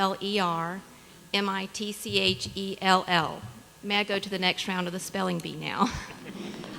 My residence is at 1522 North NC Highway 87, Elon, North Carolina. I've been a proud resident of Alamance County for 18 years, and I also do have 3 children, and yes, my children are ABSS and have been for 10 years, but I actually wanted to take this opportunity, if I might, to speak to you about Alamance Community College, because it is also very close to my heart. I have had the honor and privilege to be a student there for the last 3 years. Yes, I am older than every professor in our department, but that's okay. I enrolled in the fall of 2015, and I will proudly graduate in 2019. I like to tell everyone, I am so smart, I crammed a 2-year program into 4. But anyway, when I started at ACC, I'm going to be perfectly honest, it was simply a way to escape being a stay-at-home mom for 1 day a week, also taking care of my in-laws. I had no intention of getting a college degree because I already have one. Most people keep going up. I went from a BS, now I'm getting an associate's degree. So I actually just started there for fun, and I fell in love with ACC. And here's why. When I went to college 25 years ago, dinosaurs roamed the land, and I was told as a high school student that if I went to a 2-year college, I just wasn't shooting high enough. Everyone was encouraged to go to a 4-year degree. And that's what I did. And I worked in my field, and then I became a stay-at-home mom. Well, when I went back to ACC, I discovered and relearned what community college was. Community college is hands-on. Half of my class time is spent actually learning about plants with my hands. I'm not just sitting and listening to a PowerPoint. For so many students, that's a valid and exciting way to learn. Another thing that community college has opened my eyes to, especially since I have 3 children, is it's affordable. I am now a single mom, and I can actually afford to go to ACC where I could not afford to attend a 4-year college at this time. And I'm very thankful for that opportunity, and it's right here in Alamance County. I love to tell people all the time that Alamance Community College is our hidden gem. So many people don't realize the quality of education that we're offering students. Just this past month, I hope that you're all aware that the horticulture department was honored to host a national landscape competition right here in Alamance Community College. This could have been done at NC State or Colorado State as it has in the past, but we had the chance to bring that here, and it's because of what AC has to offer. That's only been done by a community college twice in this 40-year competition, and it's because of what ACC offers. So yes, I do absolutely believe for the ABSS part of this bond, but I did want to speak on behalf of Alamance Community College, what it has meant to me and my family, the chance to get a quality education that is affordable and right here in our backyard. I ask you to consider putting the full amount on the ballot so that other people in our community that love ACC as much as I do will be able to continue to have that education right here. Thank you so much for your time, Commissioners. Thank you. Mr. Vines? Thank you, Commissioners, for the opportunity to come out and speak to you tonight, and all the people here. I'm sure they really appreciate that. My name is Henry Vines, HenryVines. I live at 3450 Isley Drive, Snow Camp, North Carolina. I've lived here. I'm a lifetime resident, and I do know when the last school was built because I was the first graduating class of Cummins High School in 1972. I'm not here to say that these needs are not needed. They've been needed for over the last 10 years. We have neglected the maintenance and stuff of our schools for many years. Some due to economic times, some just out and out neglect. But we need to always repair and fix our schools as they're needed. Sometimes I wonder if it's the money or if it's the way that it's been managed, the money's being managed, that the maintenance is not being done correctly on these schools as it should. We should never have a hole in a roof. It don't make no difference if the hole's there, fix it, and let the county commissioners, let the school board figure out how they're going to pay for it. But I'm here tonight to speak out. If you fund this flame fully at 150 and 30-some million, close to $200 million, and you're asking, we know as taxpayers that we're going to have to pay for this. The original cost of this thing was 13 cents. I know they've done some adjustments and some wiggling around and trying to sugarcoat this thing, but in all essence, you're looking at 13 cents of property value. The silent majority of people out here will not vote for this because of that reason. They're not going to vote in a bond that's going to raise their property taxes by 13 cents. County Commissioners, y'all got a huge job here ahead of you, I know, to decide on what you want to do. There's other options out here that we can do to fund this. And you need to go after these funds, and you need to let the people of this county know this. A sales tax, a 1 cent sales tax would pay for this whole bond. If everybody here says that they don't mind paying a little more property tax, then let them pay 1 cent more sales tax. That way it takes the burden of the property off the property owners and puts it on everybody's shoulders. Everybody is getting the benefit of this, so everybody should have to pay. We've got people that's coming into this county using our facilities, our retail facilities. Certainly, let them help us pay for this thing. Commissioners, I support the fact that we need these repairs on these schools. I know we're going to need a new high school down the road, but now might not be the time to put that on there. Because what's going to happen if this bond fails completely? Then we've got nothing. So I would say that you need to look at ways of we can fix these things, and we can fix these things through a sales tax. We can fix these in a year-to-year basis and not have to put nothing to burden on anybody, but get the schools fixed. And this is a thing that I think that we need to do, and I hope y'all consider this. I know you got a hard decision to make tonight, but put some kind of option out here. How you going to pay for this? We've got to pay for it, folks. And without something concrete of how we're going to pay this without raising property taxes by 13 cents, you can put it to the vote of the people, but the people will vote it down and we'll be standing with nothing. Thank you for your time. Thank you, Mr. Vines. Ms. Braxton. Good evening. My name is Stephanie Braxton, STEPHANIE BRAXTON, and I live at 511 Edgewood Court in Burlington. I'm the Executive Director of Alamance Citizens for Education. I'm here tonight representing ACE, but also serving the role of a concerned parent, a business owner, and a longtime citizen of Alamance County. You've already heard tonight a lot of what I had planned to say. So in the interest of time, I'm going to skip to the good stuff. On ACE's behalf, I want to thank you and the county staff, especially County Manager Brian Haygood. I've had the opportunity to hear his explanation of the capital funding plan. It is evident that you all have done your due diligence regarding the proposed bond referendum.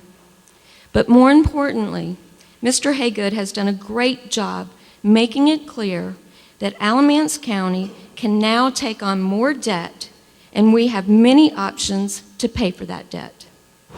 We are in a good position to take on more debt. I think you will agree that few things are more important than the future of our children.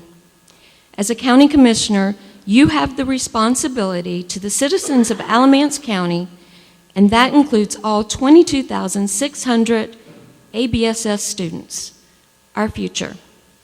Invest in our schools by placing the education bond on the ballot at the full amount requested by our Board of Education. Invest in our teachers by showing them that we are a community that respects and values their work. It's been 20 years or more since a commitment as impressive as this one has been made. I ask you to be bold, be a hero tonight. Now is the time to invest in our students. Now is the time to invest in our schools. Vote yes to the referendum allowing the bonds to be placed on the ballot at the requested amount in full.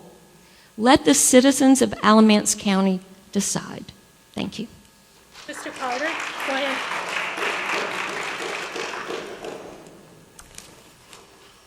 My name is Steve Carter. I live in Burlington, North Carolina. I'm here to speak tonight about this bond. Madam Chair, Commissioners, I appreciate this opportunity for myself and for the people of Alamance County.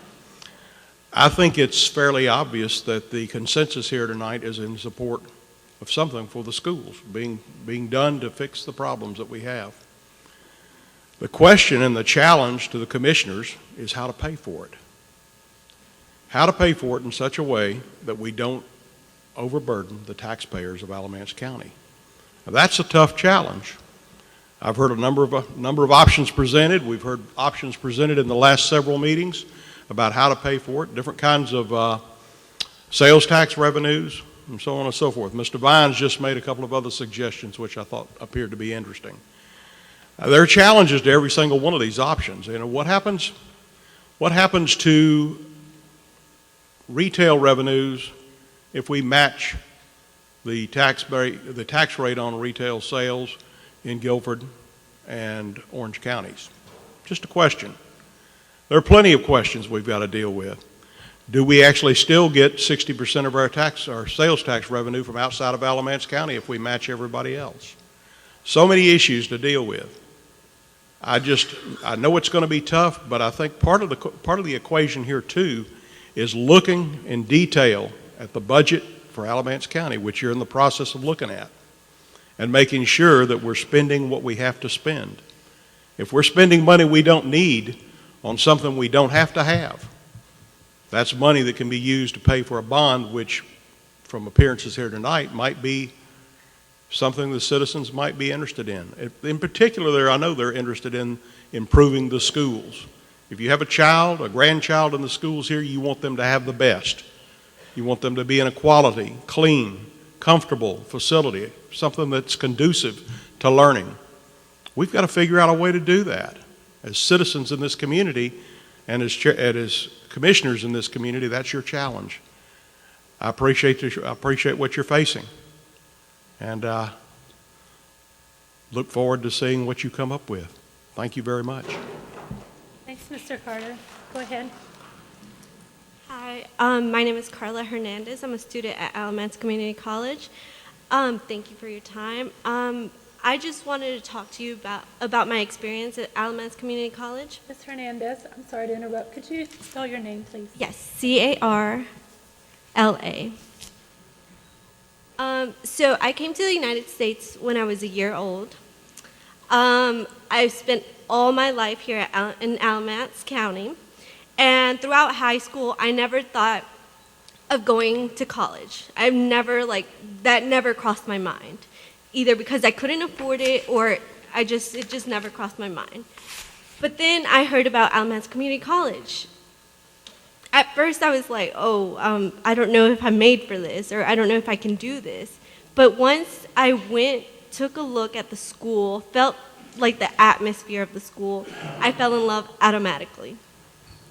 I had no idea what I wanted to do, but I knew that I wanted to continue my education. And Alamance Community College gave me that opportunity to further my education.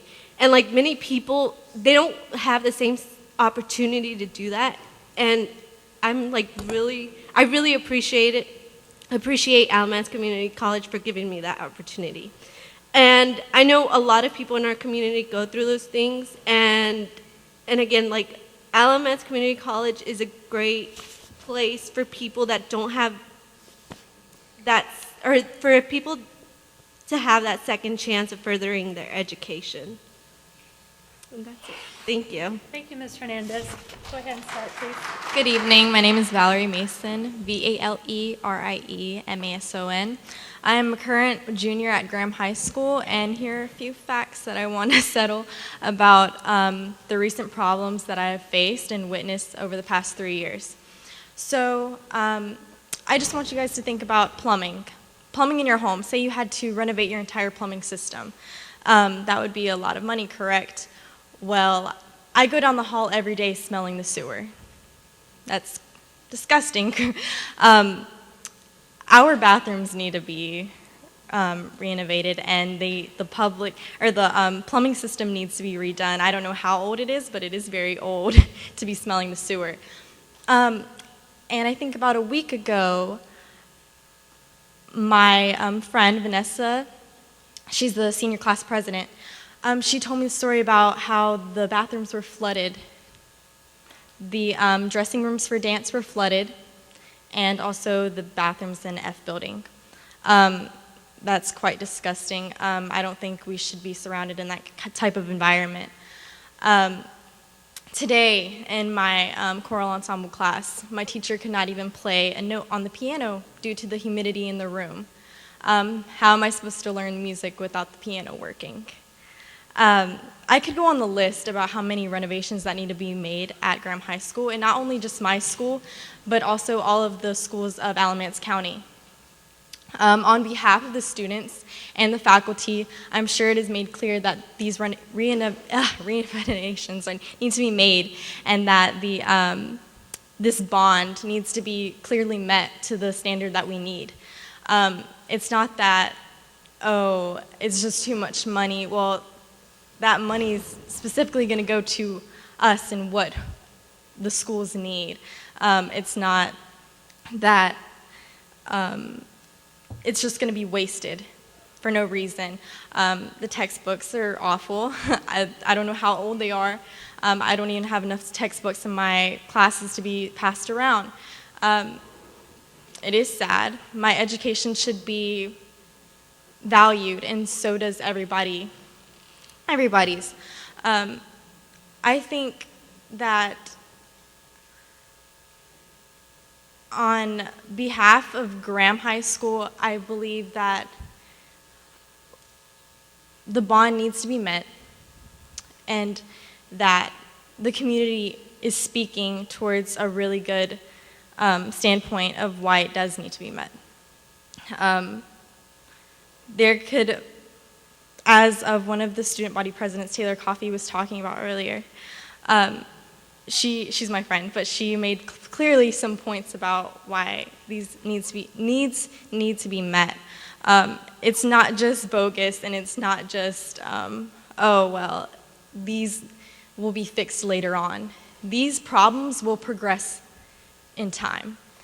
It's not like you can handle this and put it and set it back in the back of the room.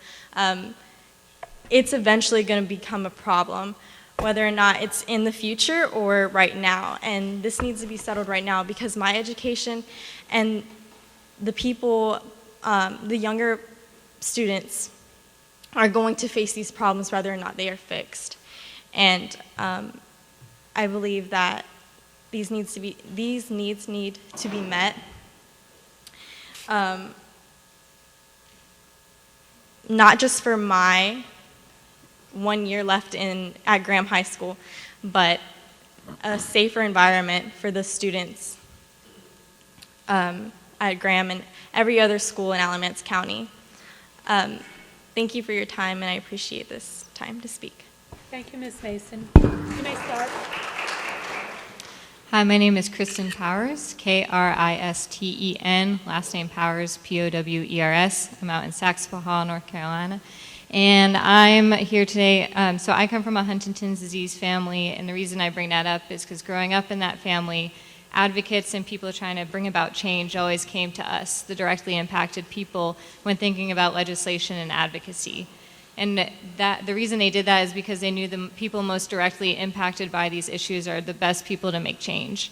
And so I'm here tonight as neither a student nor a parent, but someone who has talked to many community members to just echo and stress that there are many educators, many teachers, many administrators and students who have spoken here tonight who are directly impacted by these issues. And they are the ones that are the ones I think you should take into consideration the greatest, because they have to go through this every day. That's all I had to say, and thank you for your time tonight. Thank you, Ms. Powers. You may start.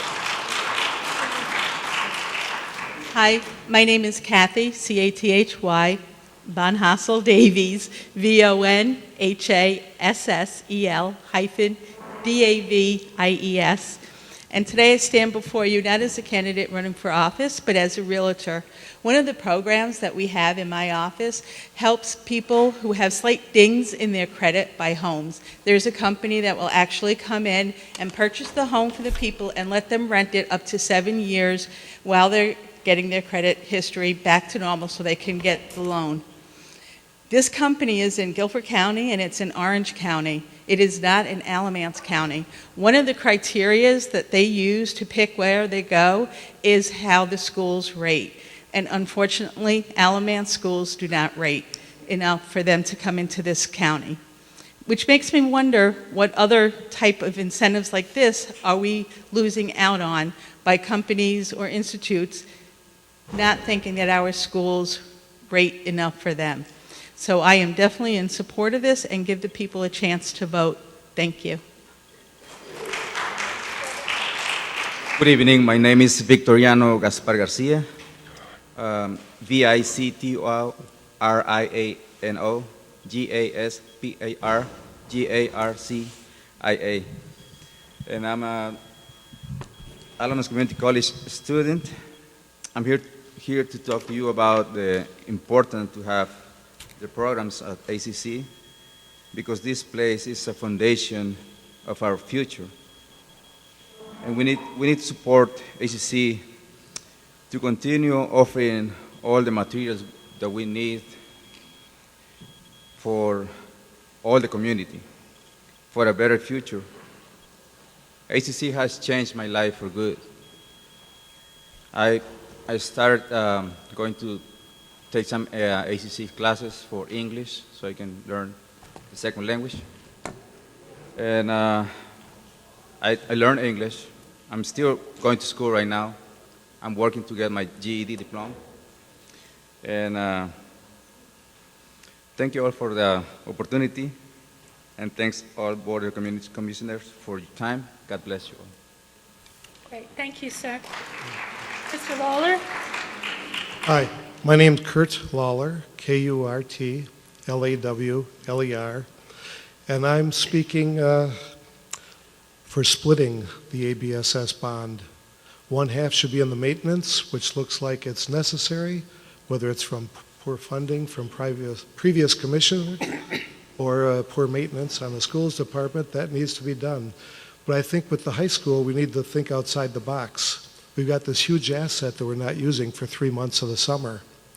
If we went to a school year that had 3 separate semesters, each one would offer the first and second semester of the training. That would allow us to have the students completing 2 of the semesters to complete their year's work. But with 3 semesters, they could time it any one of the 3 times the 3 quarters, 3 semesters of the year. That would allow us to have 50% more students in the same schools. Would have to have adequate air conditioning for the summer, of course. While there's 400 people here, there's over 110,000 people who didn't show up. So the 400 people here are the ones who have the vested interest in this full funding, and I would suggest you consider the others who didn't show up. Thank you. Thank you, Mr. Lawler. You can start. Good evening. My name is John Mayle, Johnmayle. I live at 3124 Blue Moon Trail, Burlington, NC 27217. I am a junior at Eastern Alamance High School, and I am here as most of the others here in support of the bond. Classrooms at Eastern Alamance are often overcrowded. Chemistry 1, a graduation requirement, often has over 30 students in a classroom with only 35 seats, and the teacher cannot focus on each student's individual needs. And to accommodate these students, our teacher bought 8 stools using her own money, and often, still there were students standing in my class. My U.S. history class has 36 people, and the other U.S. history class offered third period has 38, leaving some students without desks. Resources are also lacking at my high school. Microscopes, a basic piece of scientific equipment necessary to biology, are in disrepair, and there are only 2 that do not use a mirror to focus the light. Textbooks are in shambles, and students often find that information needed to pass a test or a state exam is missing from books. Now, aside from being a student, my mother is also a teacher at Pleasant Grove Elementary. As some here know, Pleasant Grove's K2 wing was built in 1928, and its 3-5 wing was built in the 50s. My mother's classroom is in this older wing. Due to the roof's old age, she has come back after summer and found her room covered in black mold. There is asbestos in both the ceiling and floors. The hallway connecting the wings floods when it rains and becomes filled with worms. There is also a safety concern with classrooms in the wing. In the event of a fire, if the door is not able to be accessed, the windows would be the only point of egress. However, these windows cannot be fully opened due to their old age and are 20 feet above the ground. The proposed bond includes renovations to fix these issues not only in Pleasant Grove, but in all schools throughout the county. For those that are against the bond, I challenge them to tour the schools of ABSS and decide if the conditions of these schools is something that you would send your children to or would be an acceptable place for you to work in. Thank you. Thank you, Mr. Meyer. My name is Carlos Mosqueda, Carlos Mosqueda. I'm a proud student of Alamance Community College, and I'm here to put a different perspective on tonight's request. I was part of the second wave of Marines into Fallujah, Iraq in 2004. And part of the logistics team, I was a gunner and a turret on top of a Humvee, and we were pretty safe for the most part at first. We had 2 high-tech Humvees that would disable or at least prevent IEDs from going off because they would stop every or any signal coming in to phones, beepers, etc. Well, one day, boom, they started using pressure plates. So the truck would roll over it and go off. So what we did is we added a rolling cage in front of a big 7-ton, and then that would take the blast, and we could at least save some more troops.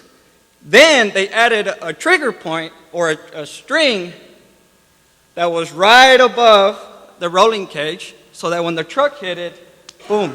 So then we added an antenna. So we kept playing this back and forth cat and mouse game with these folks, our opponents, because that was just it. We had to up our game, they had to up our game. We upped our game, they upped their game. And tonight is just one of those things that, though this is not life and death, maybe, you know, the workforce, it's not changing. It already did. We're playing catch up. So today we're asking to allow our strategy. It's already implemented. It just is waiting to be executed. And all we need is the funds. That's why we're here. Thank you so much for allowing me to speak today. I know we all want to go home now, but there's more to discuss. Let's up our game. Thank you. Thank you, Mr. Mosqueda. Thank you. And thank you so much, sir, for your service. Mr. Gatewood. Good evening, Madam Chair. Excuse me. Members of the Board of Commission. My name is Algie Gatewood. That's spelled A-L-G-I-E, not A-E-I-E. Gatewood, G-A-T-E-W-O-O-D. Carlos Mosqueda, the student, ACC student who just spoke, I think articulated it even better than I can. We need to save some more troops, is what he said. We need to save some more people in this county. We have a lot of wonderful people in this county. At least that has been my experience. We have built over the last several years the strongest continuum of education, I believe, in our history. That continuum looks at each student in a way wherein we know that they will make their way to college. It can be community college, that's my preference, or it could be a university. That works too.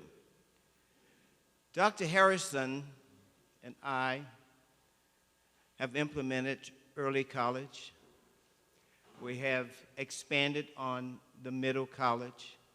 And all of this is about opportunity. It's about saving some more troops. The troops, of course, being our young people here in this county.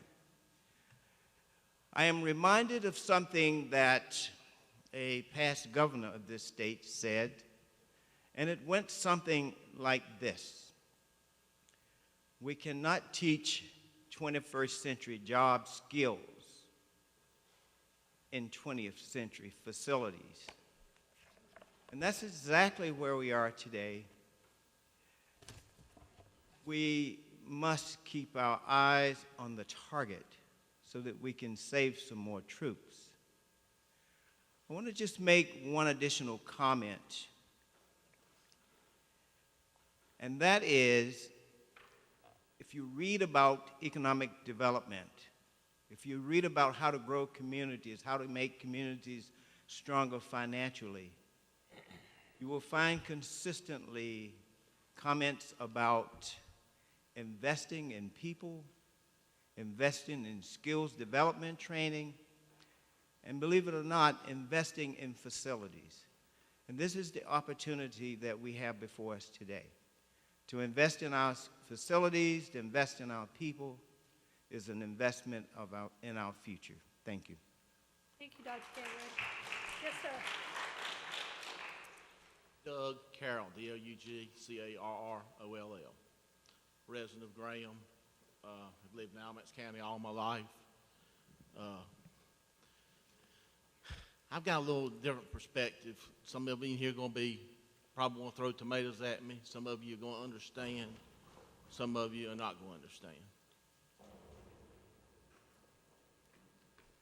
My mother came here in 1955 to teach from Granville County when she got married. And she opened South Mebane when it was built, and she was the last one to retire at South Mebane. Her first check, she probably won't appreciate me saying this tonight. She'll find out that I am speaking tonight, but that's okay.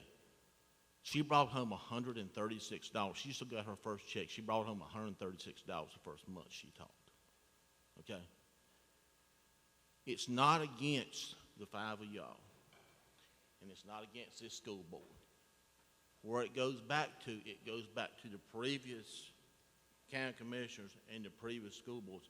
We've got to get over this Democratic Republican thing and get down to brass tacks and do what's right, whether it's the school kids or whoever it is. I mean, you know, you can play this game all you want to. I was going to run for school board this year. My mother will be 87 on Friday. Her first class is now, it's her first fifth grade class, is 75 years old. They come up to her in the grocery store and say, Ms. Carroll, thank you so much for being my fifth grade teacher and telling me what I need to do so when I go to the sixth grade, I will be prepared to even have a chance. Okay? You know, it doesn't matter. I hear this all the time. Well, we have to take low bid. You know, it's sometimes you take low bid and a company does something and they give you a 10-year warranty. 2 years later, you can't find them in the United States. Okay? So sometimes low bid ain't always the best thing to go with. Okay? I worked for this school system in 1980. I planned to retire from this school system. I had already figured out how many years I'd have to work if I took all my vacation and all my sick leave and personal time, that I could leave with 27 years and so many. Well, I made it 13 months. And I was forced to resign from the school system because I was too safety-minded when I worked at the bus garage. Okay? If you can understand that, I was told you are too safety-minded. Okay? I won't go through what I went through. I'll talk to y'all about it if you want to. But I'm not against y'all. I'm not against the school board. We are in a crisis now of having to spend a lot of money to repair schools. I'm a 77 graduate of Eastern. I went to TIA. I saw it go to TCA. I saw it go to ACC. You know what? Education is the best thing that you can ever have. If you don't get an education, you're not going to be anything.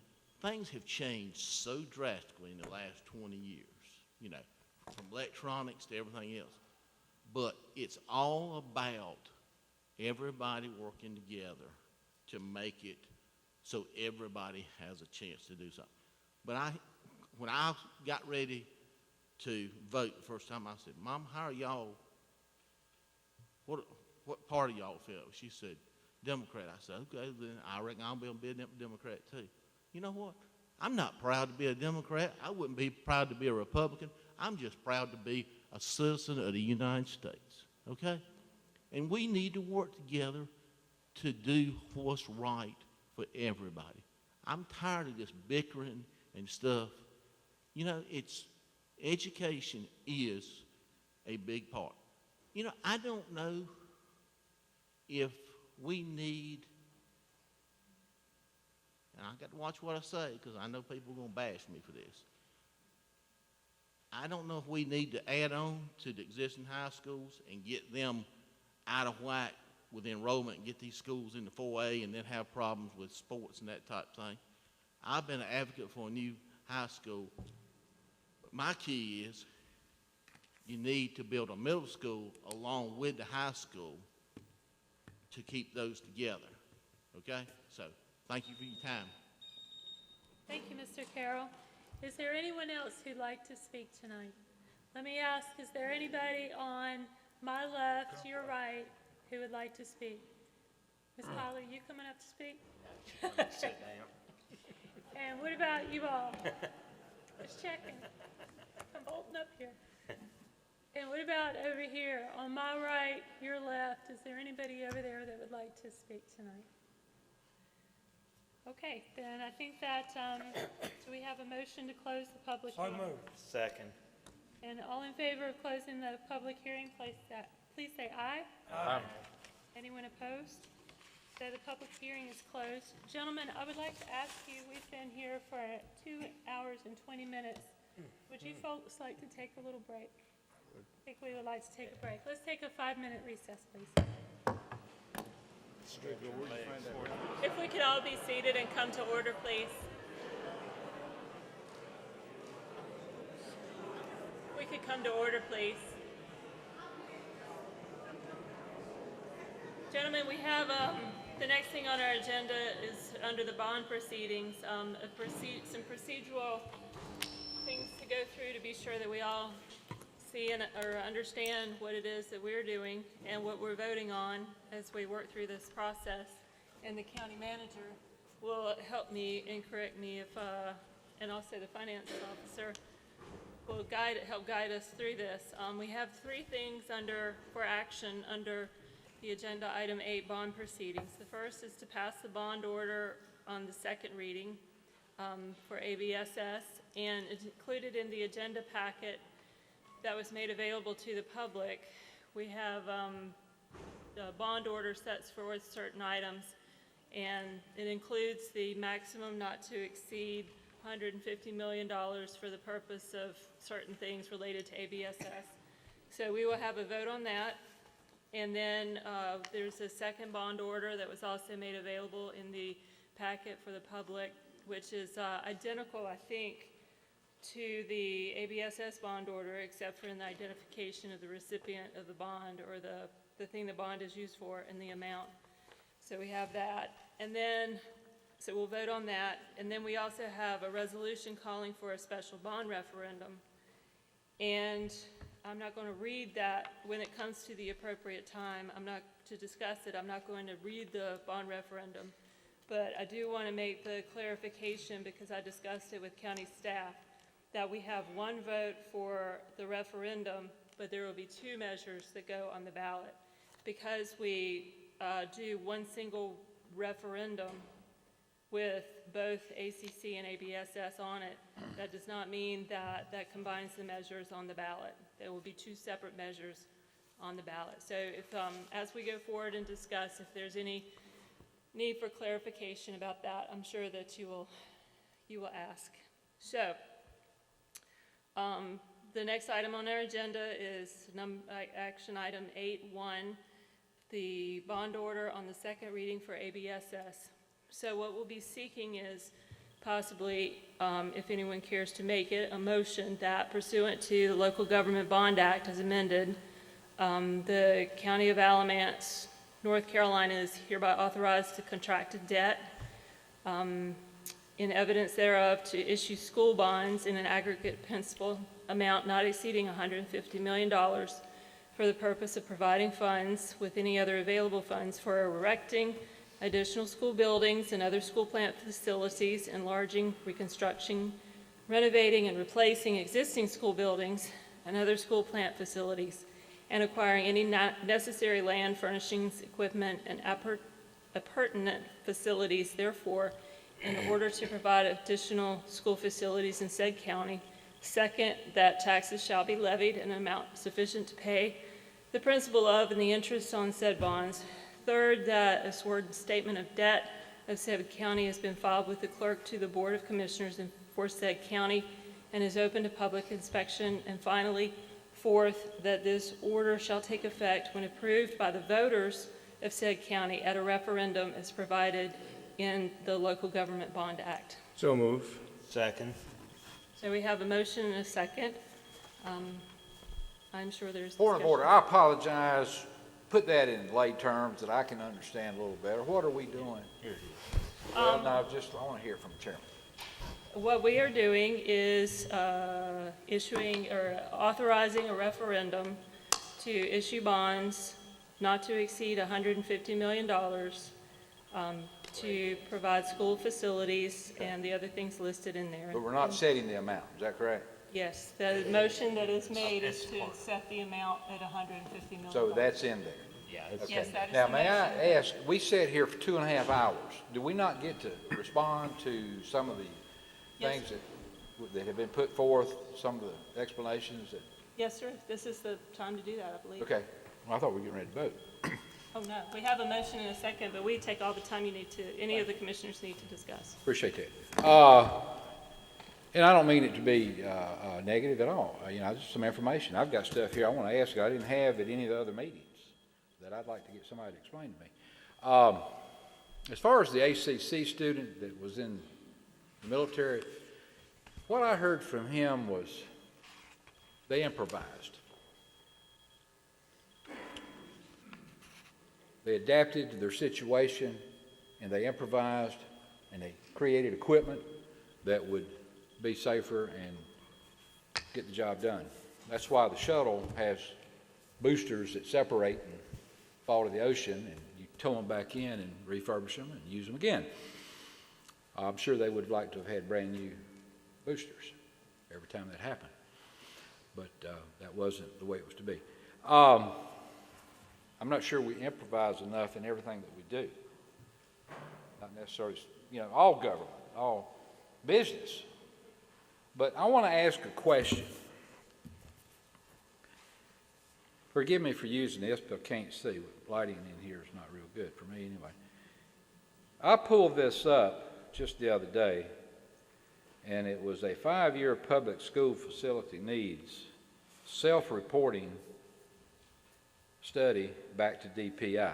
In other words, it came from ABSS according to the definition that I read online. If I'm wrong, I apologize. That's why I'm asking. But this was done 2 years ago, and it was for the 2015-16 Public Schools Facility Needs Assessment. The categories were new schools that were needed. We reported 0. Additions that we were claiming we needed, and this was just 2 years ago. It was intended to cover 5 years. If I'm wrong, again, I apologize, but somebody's going to have to answer this one for me. Additions that were required that we were claiming was $39.8 million, renovations $53 million, furniture and equipment right at $5 million, for a grand total of $96.9 million. That was just 2 years ago. Can somebody address the difference between what I'm seeing here? Is that accurate? Number one, is it authentic? It appears to be to me. And now going to 150 over, we haven't even gotten through the 5-year plan. You understand my question, please? Yeah, Dr. Harrison, if you would please come to the microphone. That report was completed in the 2014-2015 school year using the formula that DPI provided. That was also completed at the time that the Facilities Task Force was organized and was working. So that report was submitted to DPI prior to our Facilities Task Force determining there was a need for the additional high school. We have grown since that 14-15 year in the southern and the eastern zone. We have grown dramatically at South Mebane Elementary School, and actually, if you look at those needs determined and add $67 million for an additional high school, that takes us above the $150 million figure. I hear that, and I respect that. Thank you. But again, that was 2 years ago, and we didn't think we needed the new high school then, or we'd put it down, I would assume. We knew the numbers. You know, that was reported during my first year here. As I said, we put together the facilities task force. We were looking at the beginning of the reassignment plan, and we realized at that point, after we probably submitted that we were not going to be able to address the overcrowding here at Southern and primarily at Eastern with a minor redistricting plan. We were 600 students over capacity here, 300 at Eastern, about 60 below capacity. At Graham was the only school that's below capacity. Cummings has been at capacity, 100 or so over. Williams is now over, and Western is over. Again, that was when we were in transition. We were simply completing a report. The DPI has all school systems report periodically for them to put together something for the General Assembly that demonstrates what the facility needs are across the state of North Carolina. And I think that report, Mr. Sutton, is from where the discussion about the $1.9 billion state bond had come. Question, Dr. Harrison. If this bond is approved in November, how soon would that high school be built? We would probably bid for engineering, architects in December, early January. Probably that's 18, 19, probably 21. So we're still 3 years away from that happening. Is that right?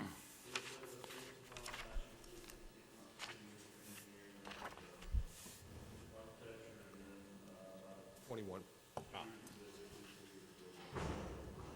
Yeah, that's good. Appreciate it. I would just say that if that was 5 years ago, 7 years ago, I might agree with that philosophy, but just 2 years ago, that sounds like a big change. We have had a lot of growth in our school system. I don't think most people realize. When I first got on our board, before we merged our systems, we had, counting private schools, roughly 18,000 students, if I'm not mistaken. Now we've got, counting charter, private, home, online, roughly 29,000, if I'm not mistaken. So that's 11,000 increase, if I'm not mistaken, again. So it's obvious we're growing.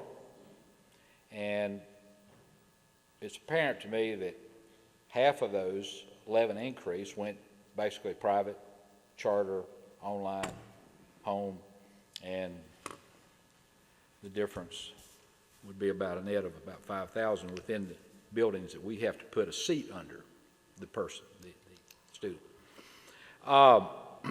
When I first went out to Yoder, they were putting a mobile classroom on the front yard the very day when I went out there. And I asked why. A parent aide told me, because the principal was not there that day, she was out with a sick family member, that it was due to all the counties coming in from, all the students coming in from Orange County. We had the biggest imbalance practically in the state of students coming in versus ours that were going out. And the story was that I heard was that we were actually going over the county line with school buses, recruiting students to come to our system. $60 per student. I felt like, and so did some others, that the motivation was the federal, state, and local money that would flow with them. We shut the door on that, and I'm proud of it. That saved this county millions of dollars, millions, in per pupil expense, capital needs. It saved us millions. Can you imagine what schools would be needed if that had continued, and it was going to get worse. And can you imagine what the cost would be and what the demand on our system would be and us if it hadn't been for all the students that went into the charter arena and private? Can you imagine? We got 6,000 now, is my understanding. I remember when it was 1,000, under 1,000. Because I was at a forum at the Paramount, and I looked out at the audience, and I said, thank goodness for choice, and I support that. But I said, every one of you out there, and it's basically the same type of crowd, I said, you ought to be concerned why the parents of 1,000 children don't want their kids to go to our schools. Can you imagine what the demand on our system would have been had it not been for those charter schools and private and online and so forth? Mobile classrooms, I despise them. That's why I said what I said about Yoder, and that's why we investigated out-of-county students, and we shut the door on it, and I'm proud of it. But our mobile classroom tally, the state average at the time was about 10% of our students, statewide, 10% of the statewide students were in mobile classrooms. Ours was 5%,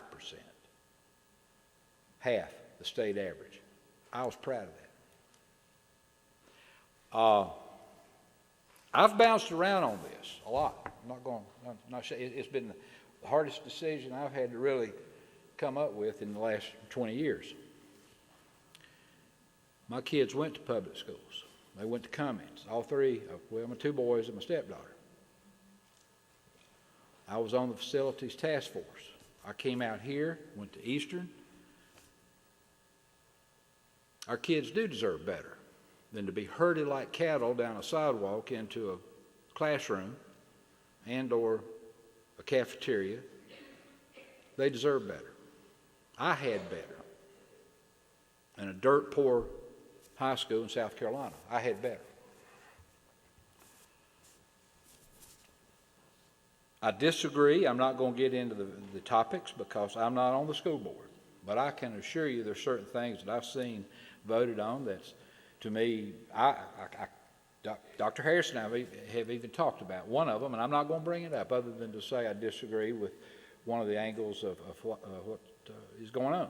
To me, one of the things I wholeheartedly disagree with, to me, is a social experiment on what to do with children of certain socioeconomic conditions. I guess that's enough said. But I'm not going to let my decision on this be influenced by how I feel about that angle. I think if you manage Cummings properly, and if you manage Graham properly and push to get those schools to be what you say you want them to be, especially if they're going to stay there year-round, that can be a total success. I believe that.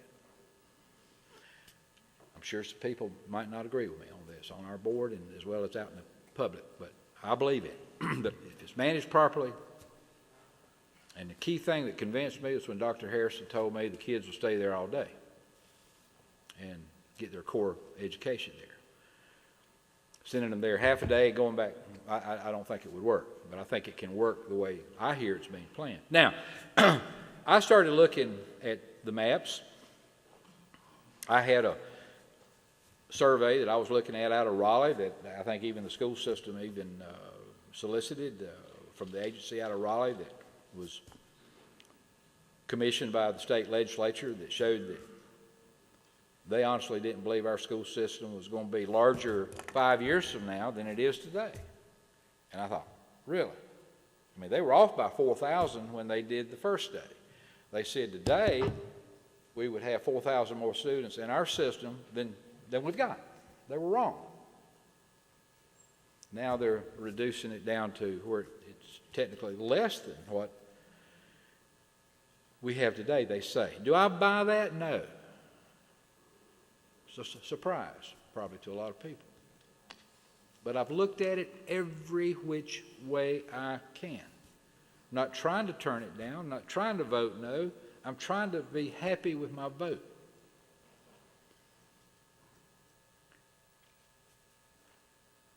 I think personally that charter, private, and online, I think is peaking. That's my personal opinion.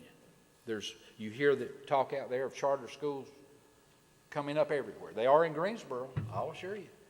And there's rumors of them wanting to pop up here even more. But I've looked at the maps, and I honestly think if you're putting that school between Eastern and Southern, it can work. Yes, we haven't built a new high school in this community in 50 years. And how we got by with that was a miracle. Being in the center of the state, on two of the busiest interstates on the East Coast, we hadn't had to build a high school in 50 years. That's stunning. I believe in brick and mortar, and I believe in a properly run public education system. There's no way everybody can go charter. There's no way everybody can go private. So are these kids that come to Eastern, come here, are they less than those students, morally, ethically?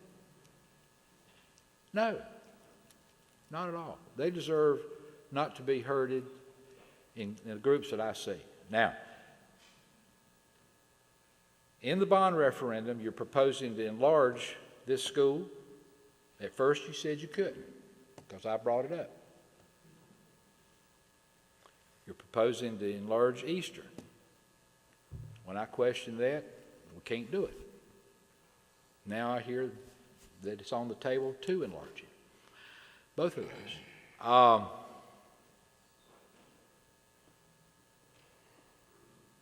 This is probably my last go-around, but I'm not going to walk out of this county thinking that I shirk my responsibility for brick and mortar schools in this county. I'm not going to do it. Could we get by with a lower amount? If you lowered it to 100, and I'm not saying I'm going to make that motion. I'm just saying if you lowered it to 100, you get a new high school. That'd leave you 30-some million to do some repairs and additions, but that's not a lot of money. That's not a lot of money.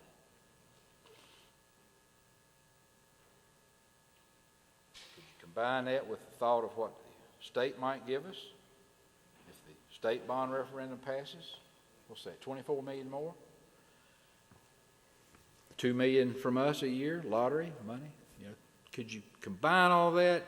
It'd be a gamble. I have bounced around like a ping pong ball on this one. But I support a new high school. I honestly do. I don't support some of the redistricting theories, but I wasn't asked to make that vote. But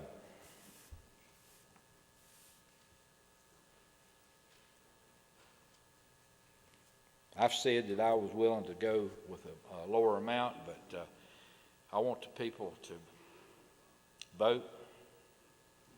It's their county, it's not ours. That's right.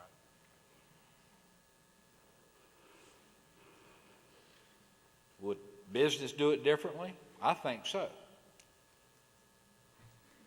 don't think there's any question that business might do it differently. But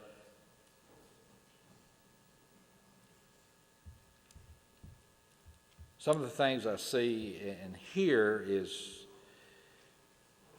I don't think fair in regards to what we've done in the past with monies for the schools. I think we've, at least with my votes, I've always supported basically doing, except for maybe their operating budget.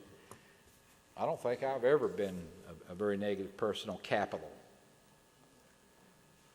And I think this is a capital question. And as much as I wish we could consider a lower figure, Bill's going to get mad at me because I think I told Bill I'd probably go with a lower amount, 100. I told Alamance News that. But I've looked at a lot of stuff since then. I'm willing to let the people vote on this, but you do have to think about are the citizens going to vote for three things? ACC, ABSS, and the sales tax. Are they going to vote for all three?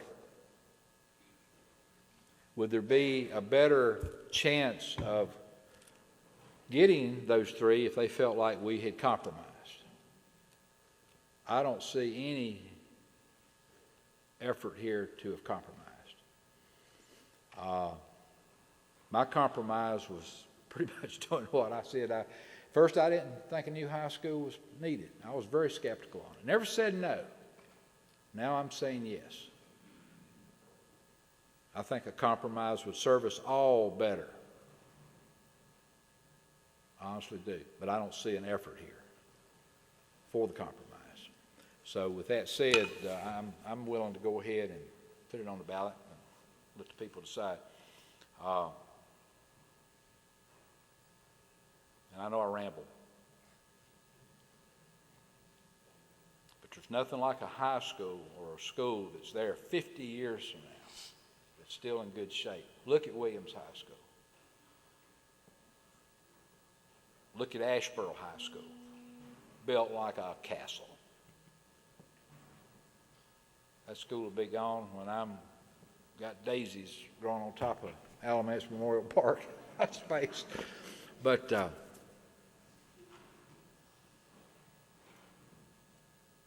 I don't have anything else to say other than I just had to get my heart out there as to what I'm thinking, what I've been thinking, and what I believe.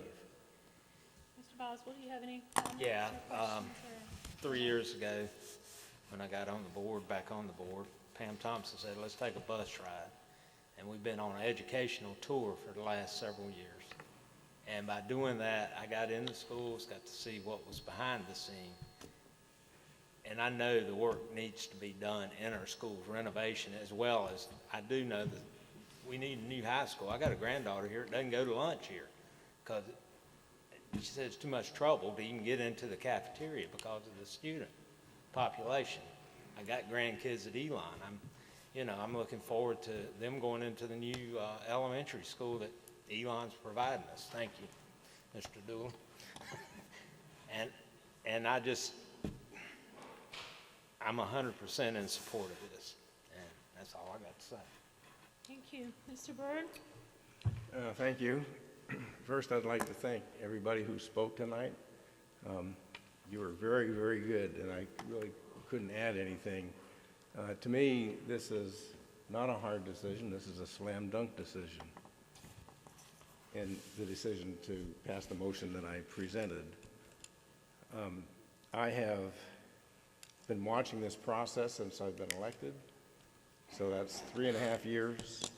I've seen a lot of work go into figuring out what was really needed. I went to some of the public hearings that the school board had on the redistricting. I saw a lot of iterations come out of that process about how things should be redistricted, and a lot of iterations about what the needs were in our facilities. Although I wasn't technically a member of the Joint Facilities Task Force, I think I attended every meeting. I've been in a lot of schools. I've seen for myself the desperate needs that our schools have. I know how important our school system is and the importance of education, not only because of the impact that it has on our kids, but the impact that it has on our community, the ability to recruit businesses and professionals to this community. The $150 million for ABSS, in my opinion, based on everything that I've seen and the questions that I've asked and the answers that I've gotten, is a bare bones amount. And in some ways, I wish that could be more like 200 or 220 million.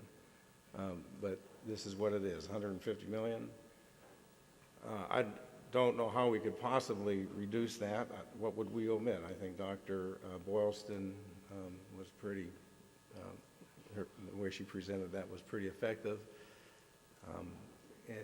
And we can kick the can down the road some more if we want, but really we can't afford to keep doing that either.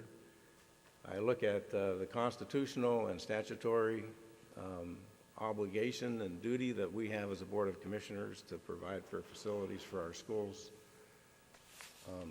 So for all these reasons, it's pretty much it is a slam dunk decision for me. I'd like to respond to a couple of comments that I heard tonight. Mr. Vines, you think that it's going to be 13 cents on the tax rate, yet we have the consultant from Davenport here tonight, Brian Haygood, our county manager, did a tremendous job at presenting options that was just an early ballpark, back of the napkin kind of figure. That's not reality. And we already passed the maximum amount that this would be 7.88 cents. But we have options to have that tax rate way lower. I mean, we have an option to get it down to less than 2 cents if we do that quarter-cent sales tax and do a couple of other adjustments as to how we structure the bond issues. So there's no sugarcoating, as you suggested, Mr. Vines. To the gentleman that spoke about the people that were in the room having a vested interest, I sort of take offense to that. The people that are here are not interested in their own well-being. They're interested in our kids and our community. So there's no vested interest of the people who spoke tonight.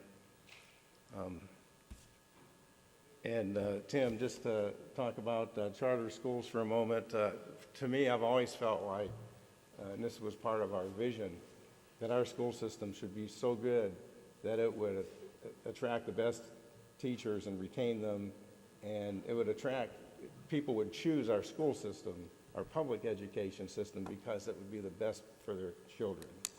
And in some ways, I feel like with this movement about privatizing public education, we're setting up a self-fulfilling prophecy because we squeeze the money to our public education system to the extent we're forcing people to choose something different because they feel like that's best for their kids.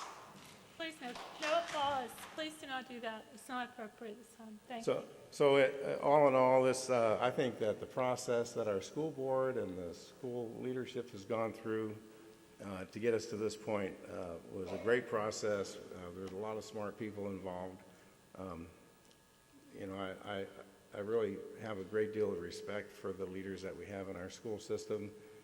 We are not the school board. We're a board of commissioners. We have a little bit different role, and we have to have some faith in the leaders that our community has elected to lead our school system to come to the decision that they did and ask the request for the bond request that they've asked. So that's my comments. Thank you. Mr. Lashley? Yes. I want to say that I support the school system of 100%. But this school system administration is a disgrace. I've sat on this board for 20 years, and the maintenance has been piss poor. And it's not getting any better with the most overpaid administrator in the whole state. This is a disgrace, and the voters aren't going to vote for this wasted money. We give y'all the money, and you don't take care of the little things, and you want the voters to vote for more money. You're whistling up the world. They're not going to do it, and I'm going to vote against it. I think it's a disgrace what the school board allows y'all to get by with. All right, so I, like Commissioner Sutton, have spent many hours thinking about this decision and weighing the different ways of looking at it. One thing I would like, thinking about the speaker, the first thing I wanted to say, this is very important, I wanted to recognize the awesome job that our county staff has done in preparing this bond to this point. They have been so professional and so just on target with the goal of doing their job, not advocating for a position, not advocating against a position, but just making sure that we had done everything that we're supposed to do to get to this point. And I really, I'm grateful for our county staff. I really am. So I think that letting the people decide is not a partisan statement, and letting the people decide is not an anti-taxpayer sentiment. I think that we should let the people decide what kind of community they want to live in and how do they want it to look. Going through our speakers, Ed Hooks really spoke to me when he was talking about the growth in Mebane. And I originally ran for county commissioner in 2016.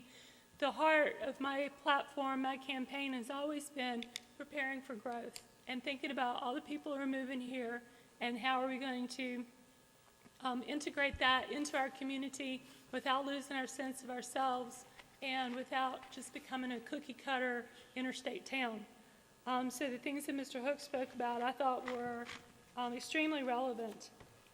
This idea that we've got decades of neglect, like one speaker said, I would challenge that. There's a there's an article in today's New York Times which talks about school systems, counties, towns across this nation are facing the same problems that Alamance County is facing in 2018 because it's been 10 years since the recession hit, and there are a lot of things that had to be put aside for another day. And I think that is why our schools' maintenance has been not what we would have hoped it to be, not because of neglect on the part of any kind of elected official. I think that's just the way it is. And you can see that across the country, that schools have neglected maintenance, and then they also are overcrowded and need to build. So I think it's unfruitful to talk about the past. I think it is fruitful to talk about what's needed now, what kind of challenges do we have, and how do we deal with them. I think that we have commissioners and a county manager who will follow up with the school system to see that the people's will is carried out, that there will be oversight, there will be some supervision, there will be some accountability for how this money is spent if the electorate decides to vote for the referendum in November. So I think we should let the people decide.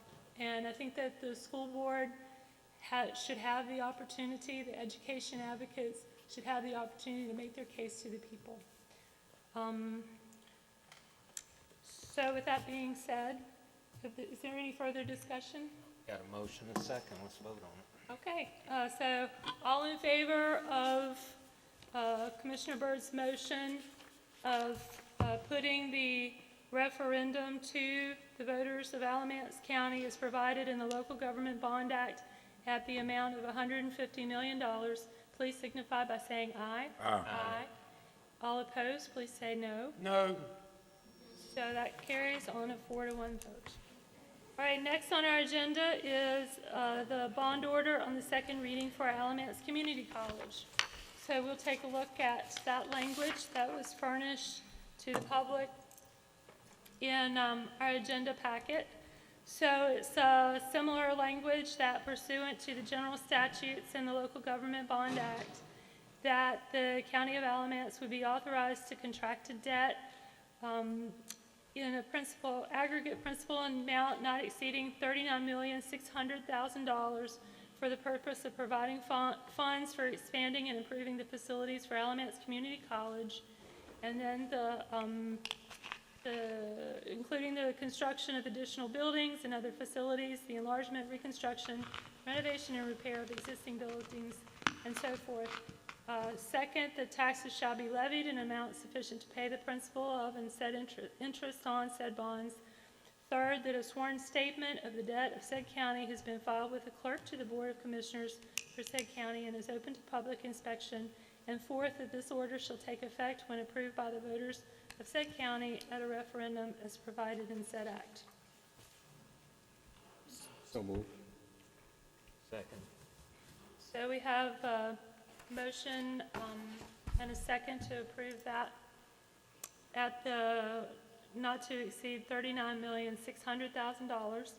What kind of discussion? Is there? I just want to thank Carlos for his service that came up here today. I think we're blessed to have people like him in our community college, and just wanted to thank him for giving us this right to be here tonight.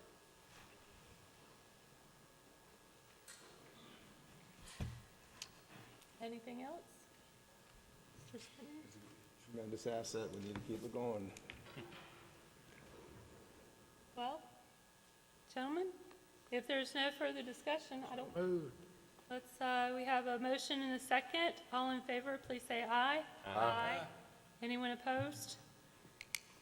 So the ACC bond goes forward. Now, finally, under 8, Section 3, we have the resolution calling for a special bond referendum to be held between 6:30 a.m. and 7:30 p.m. on Tuesday, November 6, 2018, that the Board of Elections would be requested to conduct the referendum and to take all necessary steps to that end. We'll publish a notice and follow the law with that. And then the form of the questions to appear on the ballots and in the instructions to voters for said referendum shall be as follows, and then it is listed in the information, the agenda packet, which I will not read. There's one vote to approve the referendum, and these two separate measures will go on the ballot. Are there any questions about that, or any questions about what we're voting on with the referendum? Sales tax isn't in there, right? That's correct. Sales tax is the next item for business. Both bonds, basically, and on the ballot. I make a motion that we approve that resolution. Second. Okay, let me just check with county staff. Mr. Manager and Finance Officer, have I done what I'm supposed to do? And so, okay, good. All right, so is there any further discussion about that? Hearing none, all in favor of this resolution, please signify by saying aye. Aye. Anyone opposed? All right, so that is it for the bond proceedings. Next on our agenda is a resolution for a 1/4 cent sales tax. It's in the packet before, and I don't intend to read it. Mr. Hagan, oh, you're there. Okay, will you tell us about it? Yes, good evening, Chair Galey and Commissioners. What you have before you, your next item, is a resolution calling for a November 6, 2018 special advisory referendum concerning the levy of a 1/4 cent county sales and use tax. If you vote to approve this resolution, the item will be on the ballot in November. If the voters approve the item in November, it will give you the authority to levy the 1/4 cent sales tax, which will generate approximately $4.8 million annually. And you have a copy of the language that will be put on the ballot in your packet that will actually appear. So we're asking that you consider this resolution. It does take action. On a positive note on that, I hope, can we get Mac Williams, would you be willing to stipulate or say, or anybody else here can say, that 60% of the sales tax, whether it be this or the other or whatever comes in from out of the county? Can we say that?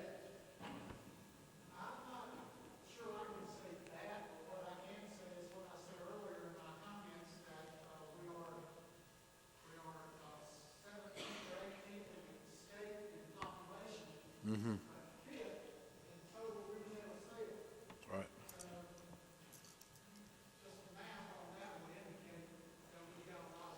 It'd be nice to know. Yeah. Can anybody say, Brian, have you ever had anybody be, don't they trace this stuff? Didn't you do a study the last time, though? Didn't Chamber do something on that? The last go-round, yeah. I was thinking you had some numbers.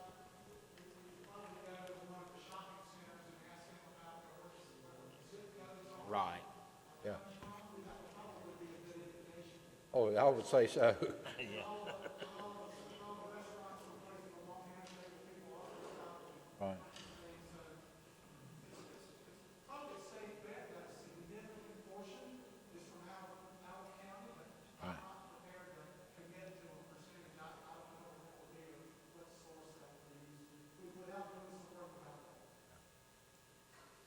And we do not track the sales tax receipts that way, so I wouldn't be able to comment on it either.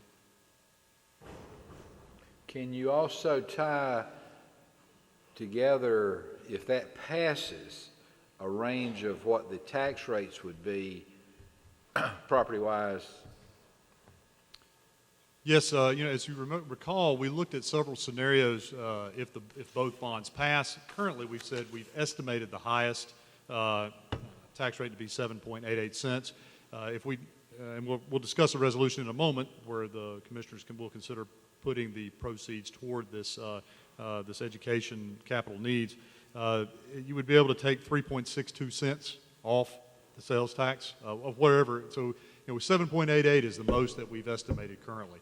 If we do some structuring, it could even come down further, but it's safe to say approximately 3.62 cents would be saved on property tax if this passes by the voters. So the property tax theoretically could be just an increase of 3 cents. It would be 3.62 less. So three to four. instead of 7.88 cents, if the measure passes on the ballot and the voters vote to institute this sales tax, you'd be able to take 3.62 cents off the 7.88 cents. Right. And it could be even lower than that.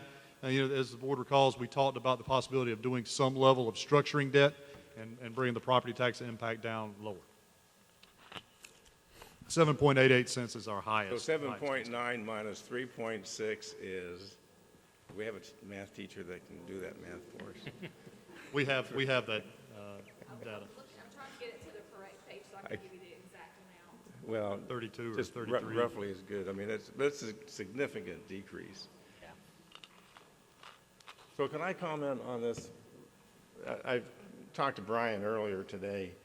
So the way this is going to appear on the ballot, it'll say for or against. You check off one of those two boxes for this statement. Local sales and use tax at the rate of 1/4% in addition to all other state and local sales and use taxes. So that's not very, so it's not going to be on the ballot in a very convincing sort of way. Exciting to vote on that, is that what you're saying? And I understand that that's statutorily. Is that what it's, the way it's got to be? That's correct. That's what I was told. Yes. Is that right? Yes, that's the language required by the state. So, I mean, where the other questions about the bonds that'll be on the ballot, it's very explicit about what that money is going to be used for.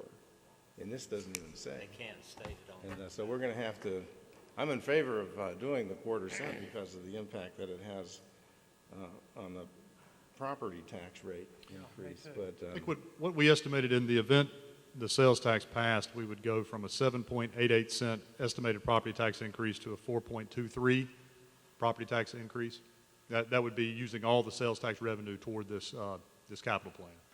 And we'll vote on that separately. Yes, that's the next thing on item. our. Yes, sir. There is an opportunity to do, what was it, the structured debt or something, the third column in the Davenport report, for Yes. lack of a better term, that I'm committed, if I'm still serving in this capacity, to go to the local government commission and seek approval for that, and that would reduce the potential tax rate even further. That's correct. And I think we've discussed that once we know the outcome of the vote on the bonds, then it'll be the time to go talk to the local government commission about using structured debt and how much we should use. But the bottom line, it would reduce the impact of the property tax even further. Well, did anybody make a motion? I'll make I'll make the motion. Bill's gonna make a motion. I'll make the motion, we support the 1/4% sales tax. Getting feedback. And I will vote for that. was there a second for that? I second. Eddie Okay, second. it's second. Is there any more discussion? I would just like to say that I think a sales tax is a better way to pay for these bonds because everybody pays, everybody buys stuff.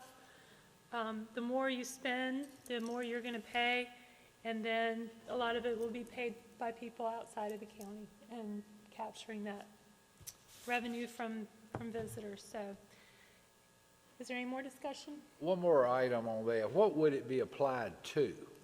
We're gonna vote on that next. No, I'm not talking about appropriations. I'm talking about the people, the people you're charging that tax to. What would it won't be food items, right? That's correct. Everything that the regular, the 2% sales tax is applied to now, it would be applied to. What would it not be applied to? Can you give us any? Everything but food. It would be retail sales, excluding food that you would purchase at a grocery store. Now, if you went to a restaurant there, you would pay 7% Right, right. for sales tax pass. Also, it would go for certain services that the state assembly enacted the sales tax to go against as well. So one item that was presented by one of the speakers tonight was whether or not that would, if we're going to have the same sales tax as the counties around us, is that going to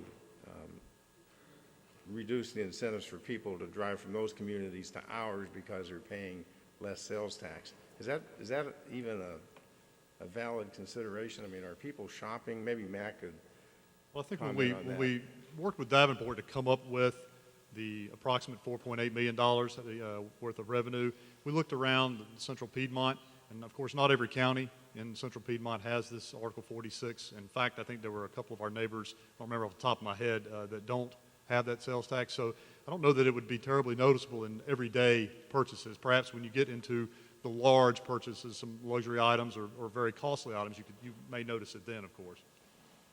Guilford currently does not have. Okay. There are several of our neighbors that do not have the sales tax, so. I think it's interesting that if you buy food at a farmer's market, unprocessed things, you pay no sales tax. That's exempt, as long as it's not processed. Interesting. So we have a motion and a second. If there's no further discussion, all in favor of the resolution as presented, please signify by saying aye. Aye.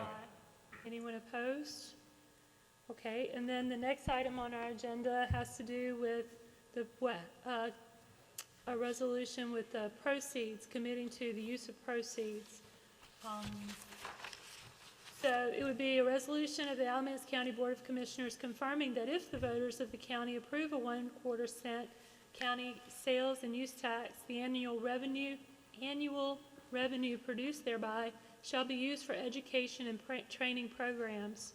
So this resolution is written with the intent that suppose that the bonds do not pass, but the sales tax does, that we would apply the revenue from this 1/4 cent sales tax to education, whether it's through ABSS or ACC, whether it's through capital outlay or operating expenses. So that would be the intention of that resolution. I move that we adopt that resolution. Second. Does anybody have any concerns with how it's worded or anything like that?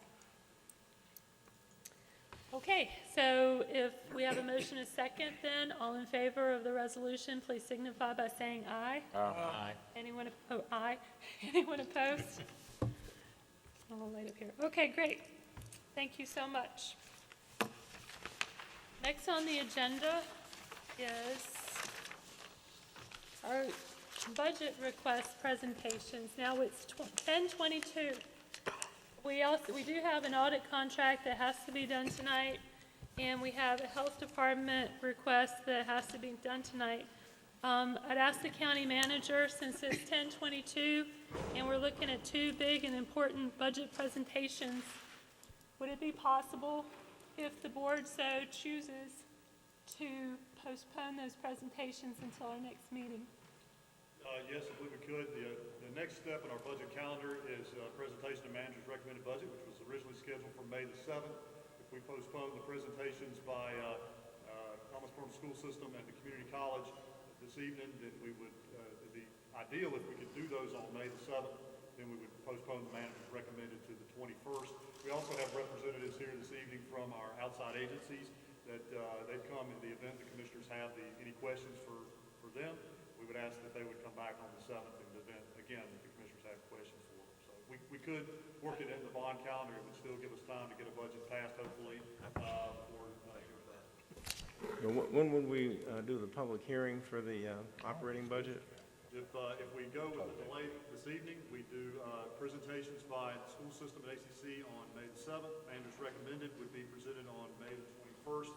And then the first meeting in June would be the public hearing. And then the second meeting in June would hopefully be the evening that the commissioners will adopt the budget. So Everything gets moved back a meeting. That's right. We go back one meeting in the event. Second meeting in June, we couldn't come to resolution about the budget. We could we still have time to do a special call get it done before July 1. What do you folks think I'm about good that? with it. Otherwise, we'll be here at 2 o'clock probably in the morning. What do you think, Mr. Sutton? Are you okay with continuing those two items from this agenda until the next meeting? Yeah, I'm okay with that. All right, so then if I'm seeking a motion, I'll make the motion. I'll make a motion Make a motion. to continue until the next meeting of the Alamance County Board of Commissioners, action items 9, 3, and 4, the community college budget request presentation, and the Alamance Burlington School System budget request presentation, that those be continued until our next meeting. Second. Which is 7th of May. 7th of May, our next. That's right. That's May a 7th. morning meeting. And that's a morning meeting. What do you think about that? Would it be? If the board wants to change that to an evening meeting, that would be, now would be the I time. to do that. appreciate if you keep it on the morning. I have a class that night. And, They can make it. that's enough as it is, but We're not gonna make that decision. Okay. Dr. Harrison and Mr. Gatewood, Dr. Gatewood, would that suit your schedule? Would that be okay? Can morning squeeze- meeting? Morning be okay? Okay.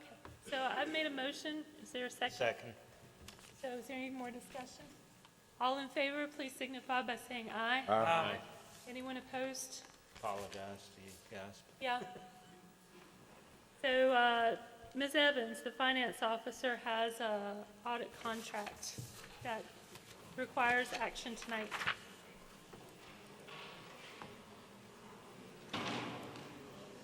Let's give her about 10 minutes. Let 'em clear out.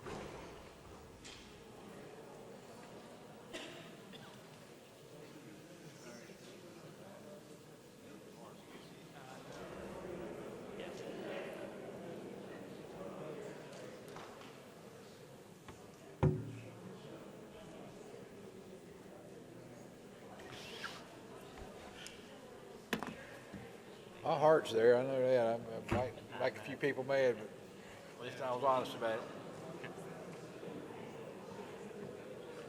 Congratulations. All right, Ms. Evans? Good evening, Commissioners. At the last meeting, we presented an audit contract from Martin Starnes in the amount of $98,000. At the request of the board, I contacted Martin Starnes to verify that the increase is due to the hours necessary to complete our audit with the new auditing standards provided by the state. The rates per hour have remained the same, but however, in talking to them with some improved efficiencies, they are now proposing a contract of $90,000, which would need the board's approval tonight for us to submit to the LGC to meet our deadline there. And we will issue an RFP for auditing services during fiscal year 18-19. So you saved the county $8,000 for asking. That was a good ask, thank you. I'll make a motion that we. I'll second it. So we have a motion and a second that we approve this contract. Any more discussion? All in favor, please say aye. Aye. Anyone opposed? Okay, next we have a Health Department, but thank you, a Health Department budget amendment. So what you have before you tonight is actually a request to use performance management money, which is also a budget amendment. And so what you have is the performance management spending request in the amount of $68,425.98 to be used on two projects that are capital improvements for the facility. The first one being to enclose the main entrance of the Human Service Center and to make it ADA compliance. And so because we share that space with DSS, they have half of that cost, and we are incurring the other half, and we would like to use performance management monies to do that. The second request is also for capital improvements. It's our share, the health department's share, of the new smart lock systems that we want to put into the facility, to upgrade the facility, to keep our staff safe, and for the health department's piece, to make sure that we're HIPAA compliant and that we're keeping confidentiality at mind. And so our share of that is 58% of the cost, of the total cost of those locks, and that's the second request that you see of $48,725.98. I guess Susan isn't going to use her performance management money to pay for her share. I do not know that. Health department needs to use their fee and. I move approval of, they have money? Okay. I move approval of the request. Second. Great, we have a motion and a second to approve the use of funds. Is there any more discussion? All in favor, please say aye. Aye. Anyone opposed? Thank you. County Manager, do you have a report? I just wanted to inform the board, as you know, we've been working on selecting a firm to do our facility plan. We had 11 responses. We interviewed 4 firms. We've selected Clark, Patterson, and Lee. Clark, Patterson, and Lee recently purchased Moser, Meyer, Phoenix that were in Greensboro that we've worked with before in the past, so we've been pleased with them. Bill Moser will be our direct rep with Clark, Patterson, Lee. I'm preparing to sign a contract with Clark, Patterson, Lee for up to $50,000 in services. This is within my purview as manager, so I don't need board approval here tonight, and we do have the funds budgeted to do this. I wanted to let you know that the first and most immediate part of this plan will be to review the condition of our current buildings and also to focus on the buildings that we have that are empty: Kernodle, Easttown, Rudd Street, South Annex, and the Peak property, to help us quickly determine what we need to do with these buildings. As you know, these are deteriorating fast, and we've got to make some decisions quickly. We'll use Clark Patterson to help us do that. And also, we are going to get them to look at 2 buildings that need immediate roof repair, and we're kind of on the fence about, do we even want to keep these buildings? That would be the CSI building located in Graham and Environmental Health over on Graham Hopedale Road. We'll be expecting to receive from Clark Patterson recommendations for whether they should be demolished or repaired, and how we should dispose of the properties, or if we should dispose of these properties. We've talked about this before, especially when we were going through the Kernodle sale issue. We also have some pressing special projects that we'll be asking Clark Patterson to help us with. We're starting to need space for our voting machine storage. We currently store those at a building that we lease from Ralph Scott. That's becoming problematic. We also are about to experience significant growth in the state's juvenile justice program. You know, they lowered the, they adjusted the age for juvenile defense, and they're bringing on more staff in a year. We need help figuring out what to do with those new folks. And we also are going to have Clark Patterson help us survey county departments in order to show what their current space uses are and where they see themselves growing. All these phase 1s will be delivered. This phase 1 deliverables will be done by Labor Day. Our next phase would be to interview the courts and get their growth needs, and then to match all of our needs with the current facilities that we have and see where we stand. But there's no action needed on this. I just wanted to let you know that we have selected Clark Patterson and Lee, and we're excited about getting on with our facility plan. So you'll be hearing more from me about it in the future. But if there's any questions, I'll be happy to answer. I'm just so glad that you're going down this path that's badly needed. Yeah. Thank you. Thank you. All right. Is there any commissioner comments tonight? It's too late. Hearing none, we'll be adjourned.